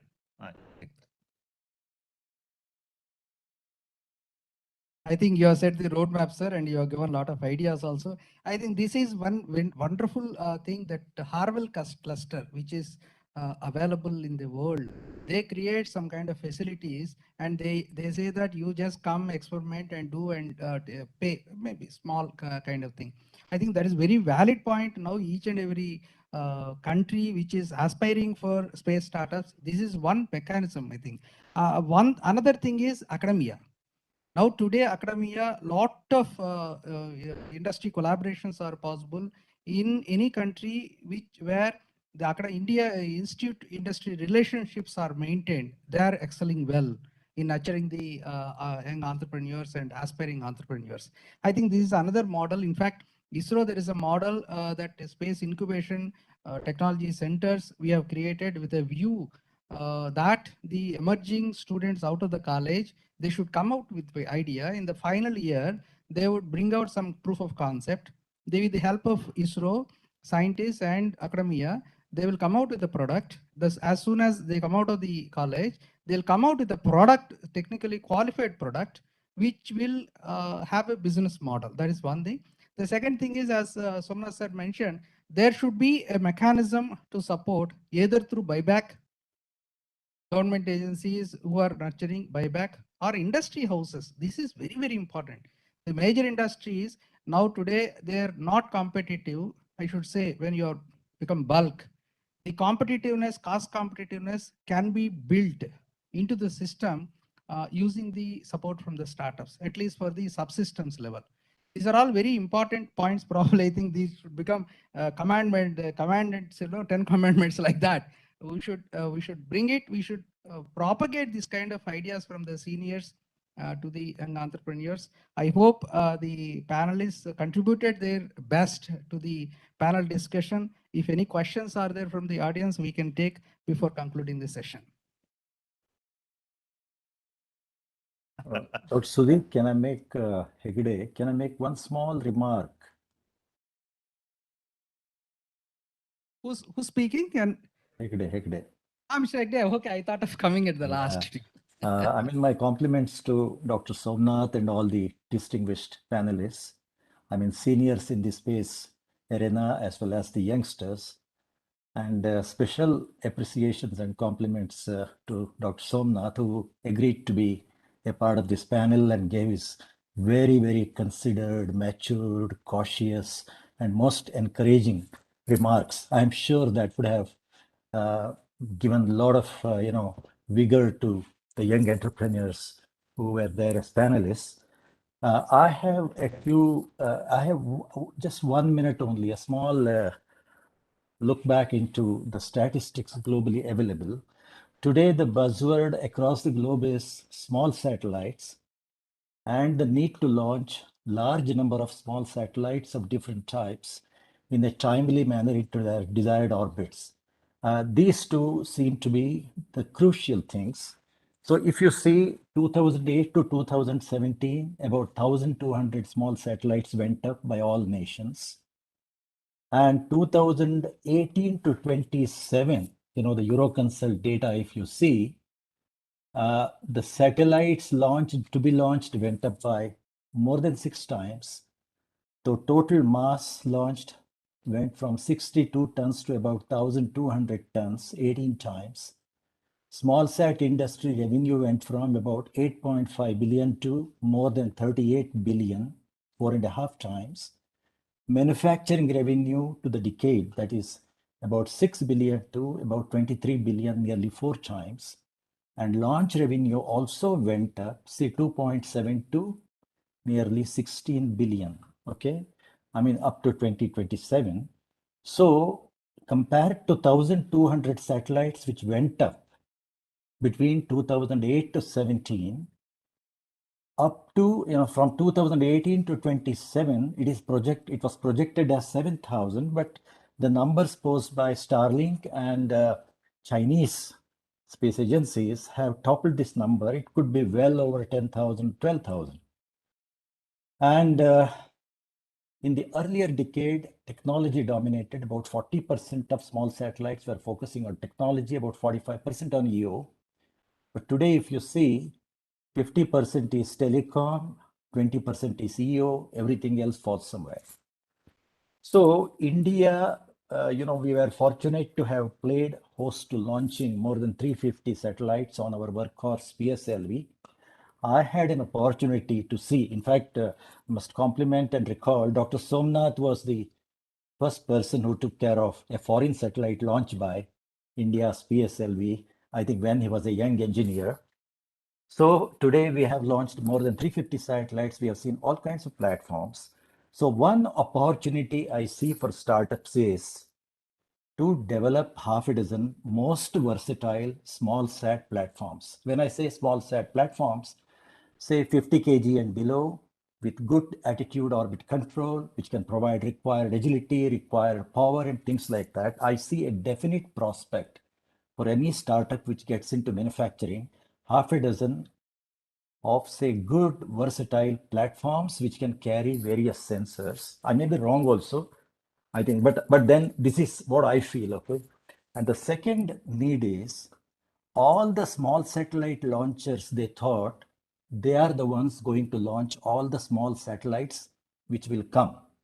But today the statistics has toppled it. Last year, if you see the number of small satellites launched, more than 50% of the small satellites launched across the globe have gone up by big launch vehicles. You see, when PSLV made a record of launching 104 satellites, the dispensers were not popular. PSLV had to make a lot of circus, a lot of acrobatics in space to release each satellite. Today, a dispenser is pushed out. Of course, it's a debris. But then the whole things are changing. So my only request, because I am not a real scientist, I am not a technologist, but having spent all my career in ISRO, I see a definite future for startups in India, Asia, and elsewhere to bring out at least half a dozen good, versatile small satellite platforms and small satellites which can carry not one or two at a time. That will not cater to the requirement. At least 10 or more kind of thing in each launch. I think thank you very much for the opportunity. It was an excellent panel. Dr. Somnath sir and Sam and all our colleagues, from abroad. Thanks a lot. I think you made the evening lively. Thank you. Thank you. Thank you for your interesting comments. I believe those startups are taking note of it. Today, I have one question to Ibrahim. See, you mentioned about the changing ideas or the proposals to evolve the space activities in UAE in a way that you need to look at with a new vision. You said that you have become, to excess in the upfront area, and you need to look at in a different manner. So my question specifically for today's theme is that what exactly you are looking at for the startups in this country, in this sector, especially if you look at an economy which is now going to be more based on knowledge, education, the technology, etc. in this country. So specifically, you need to promote space as a tool to encourage young variety maybe to take up this profession and then create a very vibrant space ecosystem in your country. Thank you for that question. So the again, going back to the very beginning of the space program, it was always meant, mission after mission was meant to actually build capacity, eventually to some of you referenced, to spin off or spill over into terrestrial missions. About 2 weeks ago, the UAE announced a mission. It was the Emirates mission to explore Venus and the asteroid belt. This is a continuation of its Mars mission began of actually supporting startups and local industries. EMM started that by challenging established companies and industries in the UAE to upskill their capabilities, and they've ended up contributing largely to a lot of the components sent to Mars. Today, they claim the ability to build to a very high standard, and they've built now fully operational. The difference between this new mission, the mission to explore Venus and the asteroid belt, is 50% of the emphasis in terms of the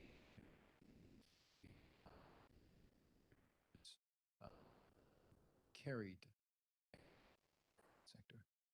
It's startups or established companies. It's again a continuation of development, which I think would have always done to support the private sector. I want to go back to something you very well articulated very well, I think, statement, was startups who are startups and they are big players to pay this due forward and support, startups. It's very easy for these companies who are not, in fact, in some cases, abilities in the market share to dwarf entire nation size, to forget success is the output of decades of risk mitigation and investment by governments. It's just an accumulation since that so it's easy for them to be driven exclusively with business to their shareholders. They don't to the public, and that's the difference between obviously government bodies in the sector but I think that's where governments would continue to emphasize in the market. These giants always on their toes, sure that challenged.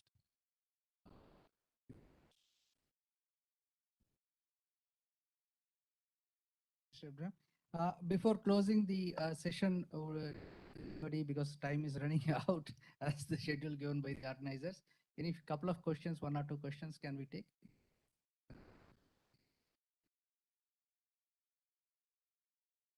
Please.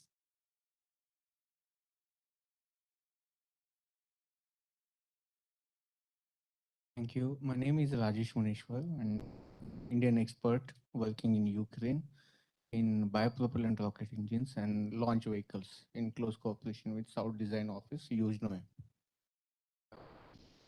Since past 10 years, I have been approaching various circles in India to promote our launch vehicles. Unfortunately, policy was not conducive. It's okay. Security agencies, collectorate office, they were not supportive, but thank God, today we have got a very fantastic and favorable environment to launch a vehicle, and private sector in India could develop that confidence that yes, we can design and we can approach ISRO's facility to launch our launch vehicle. Fantastic. I have high regards and appreciation for the new policy. While all those past 10 years, while pitching our launch vehicle designs, we got very unique questions from various circles. I think I would like to ask this question to Dr. Somnath ji, please, so if you could allow me. Very intelligent investors ask me, Rajesh, over the past 50 years, 40 years, ISRO has developed a very reliable, low-cost launch vehicle technologies. So there is a scenario where the Indian market has new startups and well-proven, cost-effective and reliable launch vehicles from ISRO, where government back. It is a government agency. So why do you think private sector will give order to launch the valuable spacecraft to the new young ones who have not who has not yet demonstrated the launch capability on their own? In fact, I don't believe they have considerable expense of even designing, handling, and launching their own launch vehicle. At least the rocket, later on the launch vehicle, not even sounding rocket or high altitude rocket. So why will they prefer the private space sector? And why will this keep ISRO? This is one question. Second, I have observed launch vehicle market scenario from Latin America, US, in fact, China. We as in India stand fourth space power nations, a bit, we maintain slow space when it comes to launching the satellites. SpaceX has in sorry, I might getting late. So my question is, first, I hope it is clear when it comes to startup or ISRO, why they will prefer new startups. And second is ISRO is also developing new SSLV. This is a new market scenario. And second question, I really expect with the emerging new space sectors launch vehicles, we see more and more launches to occur in near future in India. So could you please answer? Okay. Thank you, sir. I'll answer the second part of the question first regarding SSLV. When there are so many startups developing small launchers, why ISRO went into developing a small launcher? That could have been a straightforward question. Okay. It doesn't matter. See, the idea of that is different because, of course, we understand there are startups coming up with different launch vehicle designs. And they are with a target of looking at the emerging market of launching small spacecrafts. So ISRO started doing it because we decided that we can develop it very, very fast because we already have the technology strength and the design capability within ISRO. And we decided that we won't hold on to this launch vehicle when the very beginning, the very first launch, or even the very first of the early launches itself, it is going to move to industry. And ISRO will not hold even an IP of the whole launcher. This is what we decided. And with that knowledge only, we developed that launcher with a specific eye on how to keep the cost very, very low and how to manufacturing aspect of the rocket is brought in a simplified manner that can be done in a tertiary level industries within India. These 2 points were considered and the launch vehicle is designed. Today, the whole vehicle is now ready. Maybe it will be launched by this year end. And we are ready to hand over right away once an industry consortia comes forward to take on the whole production. And we are ready to hand over the entire knowledge of making this launcher to that industry. And why we are doing it is because it is not because that there is not a startup willing to develop this from the very scratch. This could have been another model in which we tie up with an industry, develop in them industry, and then bring up the launch vehicle in the industry with an ISRO support. That could have been a model. But when we started it, this regulation, this change scenario was not existing at that point of time. It came much later, by the time this year only. If it was there at that time, probably that model could have been a good model. So SSLV is only an interim arrangement to handle the emerging small satellite market with ISRO support for industries to do. So that's the answer for that question. The first question, of course, is when you have a very reliable low-cost launcher in India, why we should go to a small, new entrepreneur of a launch vehicle? The answer lies in what are you offering? See, the market is looking at the offer. ISRO is offering a launcher, the new actor is offering a launcher. If there is no market difference between ISRO's launcher and the new offer which is coming up on the table, there is no market for you. So the new offer must be based on certain advantages. It could be a cost advantage. It can be an operational advantage in terms of the availability. For example, a satellite wants to launch maybe in another 1 month. Are you in a position to offer the launch to him? Where PSLV will take 1 year, you wait 6 months or 1 year. I have another commitment. I have a series of launches to happen. Then there is a market for you. So, and other option is that you are able to do it at a lower cost than what ISRO is ready to offer, or you are able to do a mission which is specifically in a particular orbit or a particular place that you can do it better than ISRO launcher. So some of these advantages must be there on comparison to what ISRO is able to. Otherwise, there is no market for any new launcher. I must tell you that. So it's a competitive market. So whoever is going to put up a new launcher must look at what extra that you are going to offer. Okay, but also realize that any new launcher which is getting developed should also create markets. You cannot have just a launcher available and then you come and launch. It's not going to happen. The launch vehicles are to serve a certain market of the satellites which are going to be available. When you develop a launch vehicle, you need to look at the market which is going to be there. And markets are the result of geopolitical situation. It is just not a, no, you know it, that in Europe, who goes for launching in Europe, European launchers, who goes and gets launched in Indian launchers or even Chinese launchers. You know that. I don't have to speak about it. So a launch vehicle market for a launcher is a result of various other forces other than the technology itself. So if you are understanding this, different elements that make the launch vehicle program to succeed, then I don't have to answer it. Thank you. Thank you. To something to that, yeah. But just to your question, like as you see, market, one of the important elements customer is how short period, in what short period that he launch, and what is the price affordability we can pass on to the customer. And we are looking at India, but we are passing on the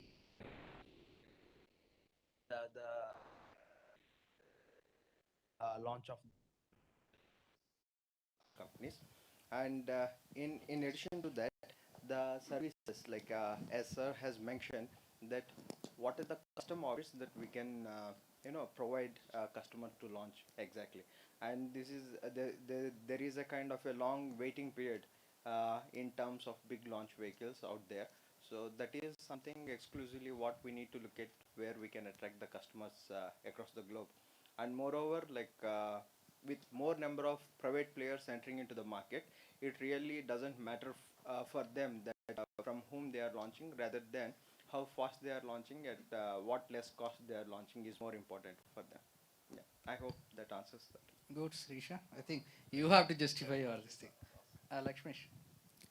Yeah, good evening, sir. This is Lakshmesh from Larsen & Toubro. But the first question I'm asking is on behalf of FICCI, and I want to ask it on behalf of all the startups and all the organizations. See, in India, we have this DSIR, Department of Scientific and Industrial Research. And whenever any R&D center or design houses take up design activities and developing new innovations, the government actually encourages that by providing tax incentives, technology development funds. I'm talking in the field of nuclear and defense. So can we as industry and consortiums or groups of startups ask this to you to represent this need of bringing up DSIR benefits to space as well? So this is one question. The answer should be big yes.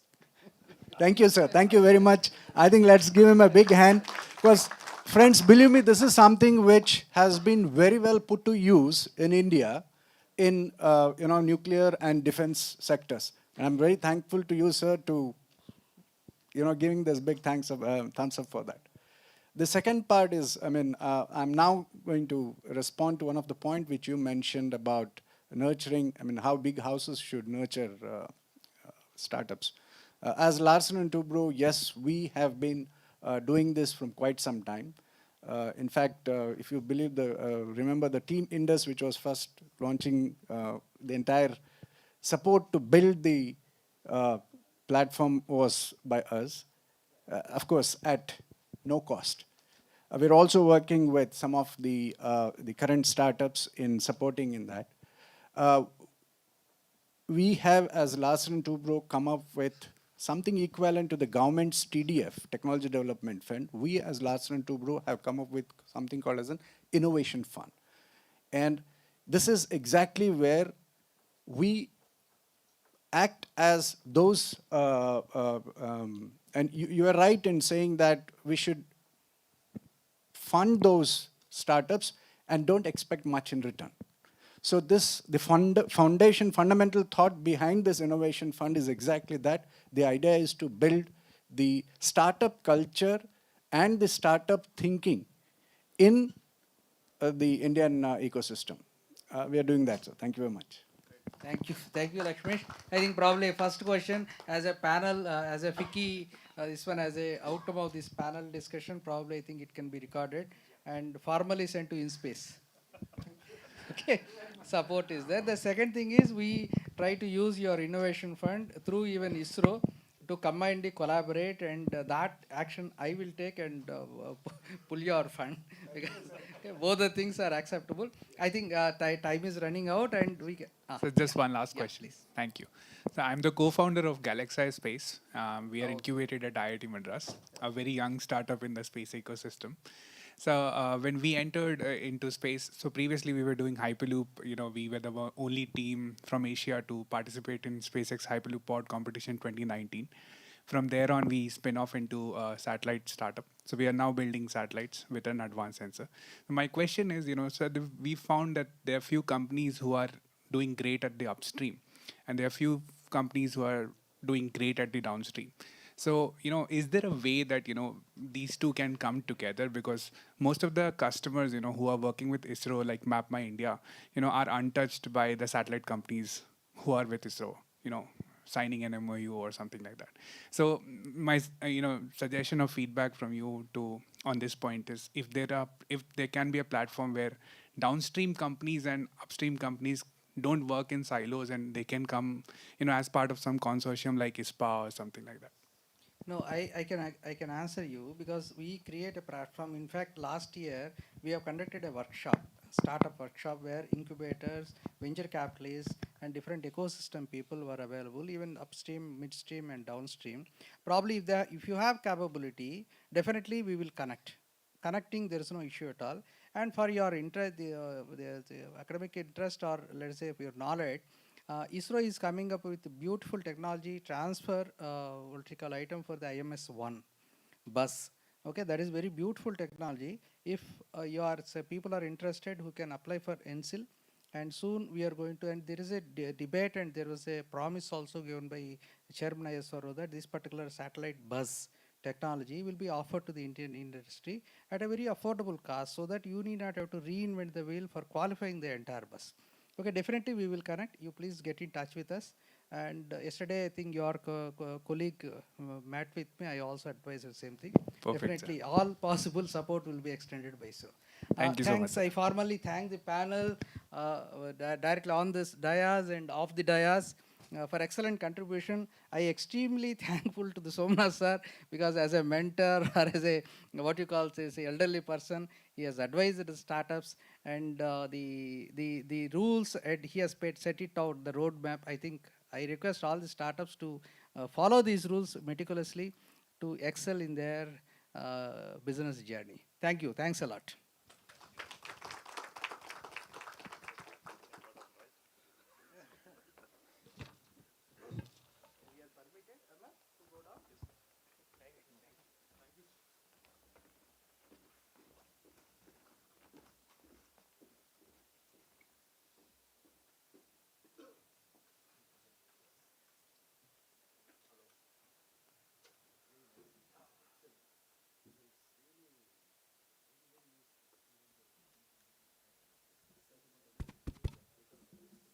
Thank you so much, all panelists.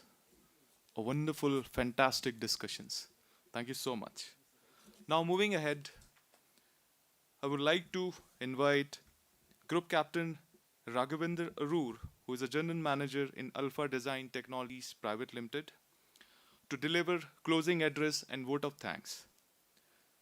He is an aeronautical engineer, possesses vast experience in signal intelligence, electronic warfare, aircraft and aero engine maintenance and avionics integration. Presently, he is serving as a head of business development in Alpha Design Technology Private Limited, Bangalore. Sir, I would like to invite you. Please come on the stage.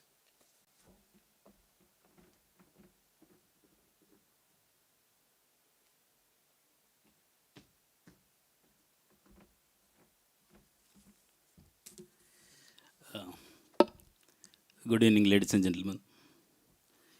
I have been attending all the talks and seminars since yesterday.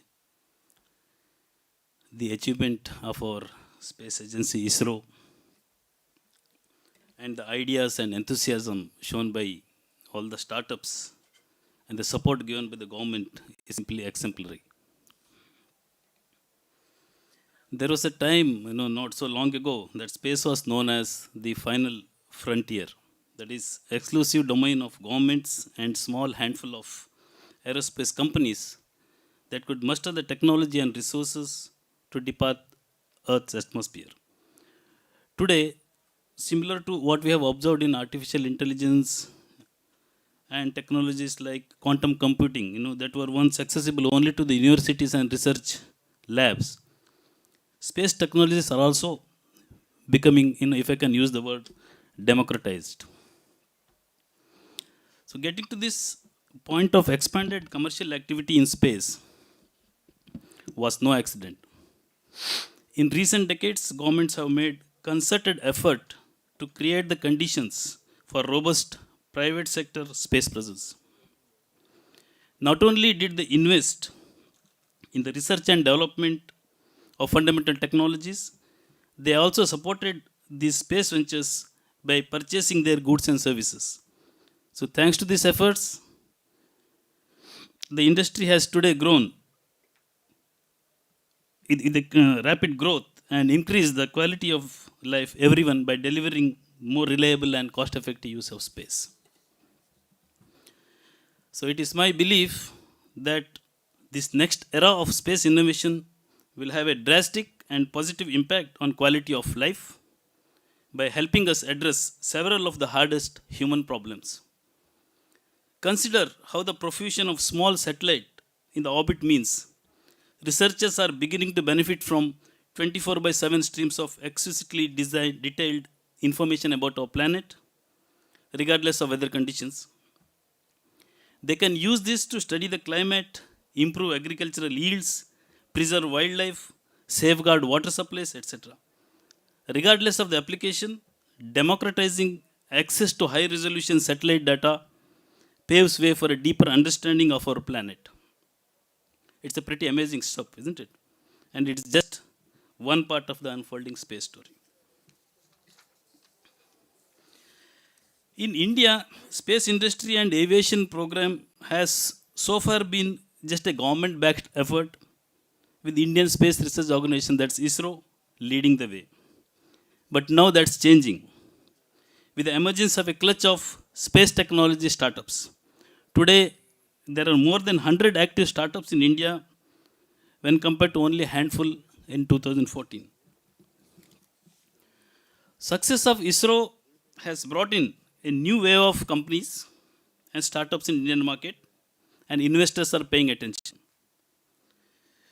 Given the surge of global interest in everything from satellite imaging, drone surveillance, space exploration, and space vacations, startups are lining up to achieve what they deem is possible.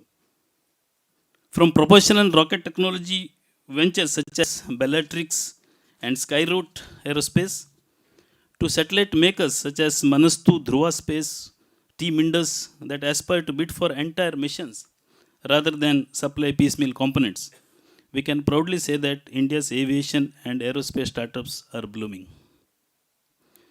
It's really awe-inspiring to know the visions of startups like Digantra, where they even focus not just on the space launches and satellites, but also on space surveillance technology, which includes space surveillance, space situational awareness, space safety through space debris management, etc. Few startups are even democratizing the space by providing the space as a service.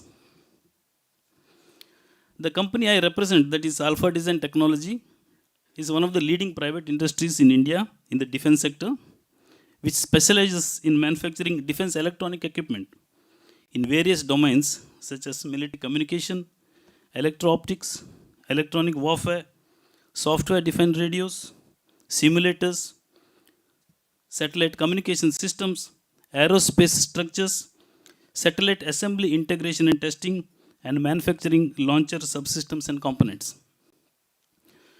I can proudly say this IRNSS, Indian Regional Navigation Satellite System 8I, which was assembled, integrated, and tested by our company, was launched into orbit in April 2018 successfully.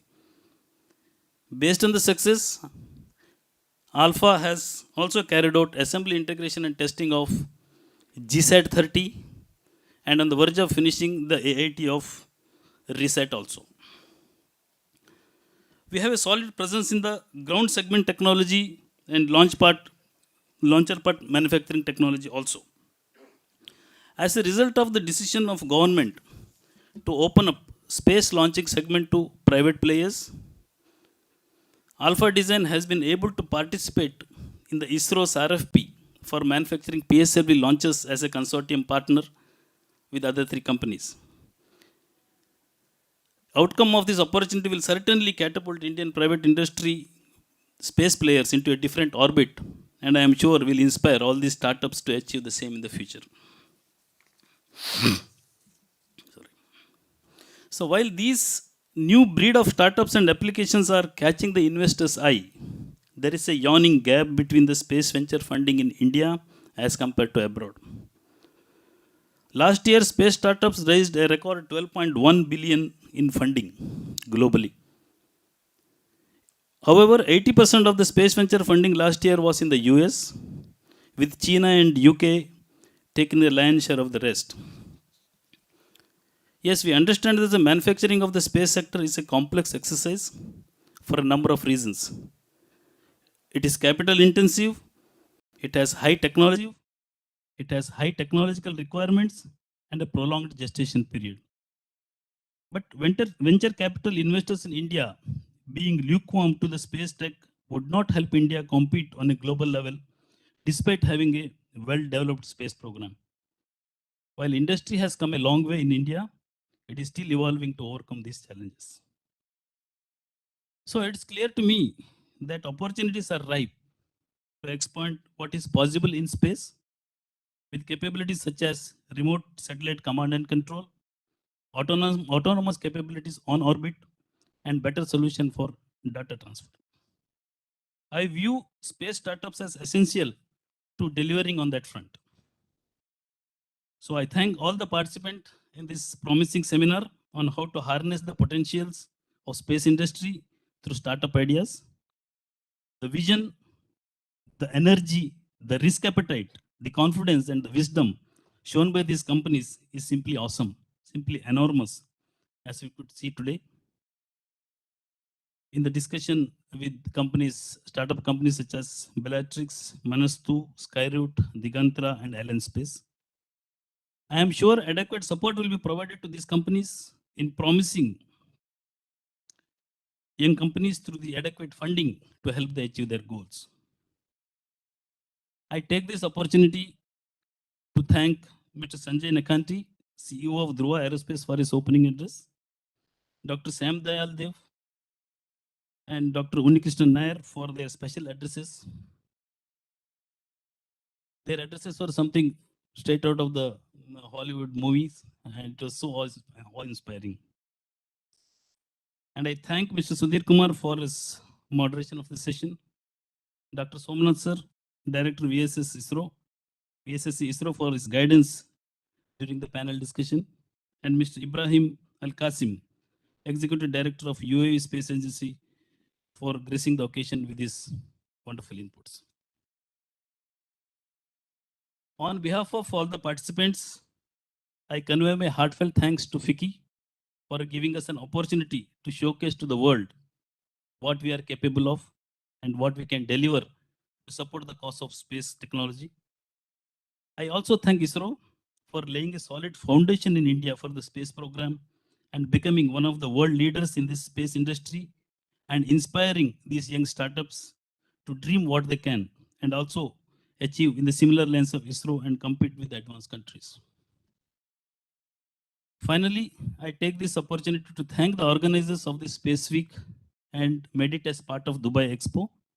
Without their efforts, all of us would not have been able to get this opportunity to showcase our abilities in the space segment to the world. So space is something that fascinates all of us. No, it is beautifully mysterious and mysteriously beautiful. So most of all, it teaches us to have a perspective in life. The things seem so small from a distance, and so does all the problems. Ultimately, what matters is the betterment of society, and this is what these entrepreneurs wish to do as well. Thank you, and wishing you all the very best in your space odyssey. Touch the space with glory. Thank you.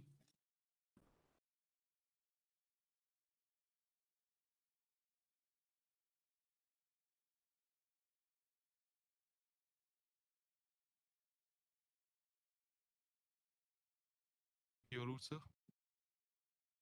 With this, we have reached to the end of this program. It has been a great day and a wonderful evening with all of you. I would like to thank all speakers, delegates, and audience who joined us today.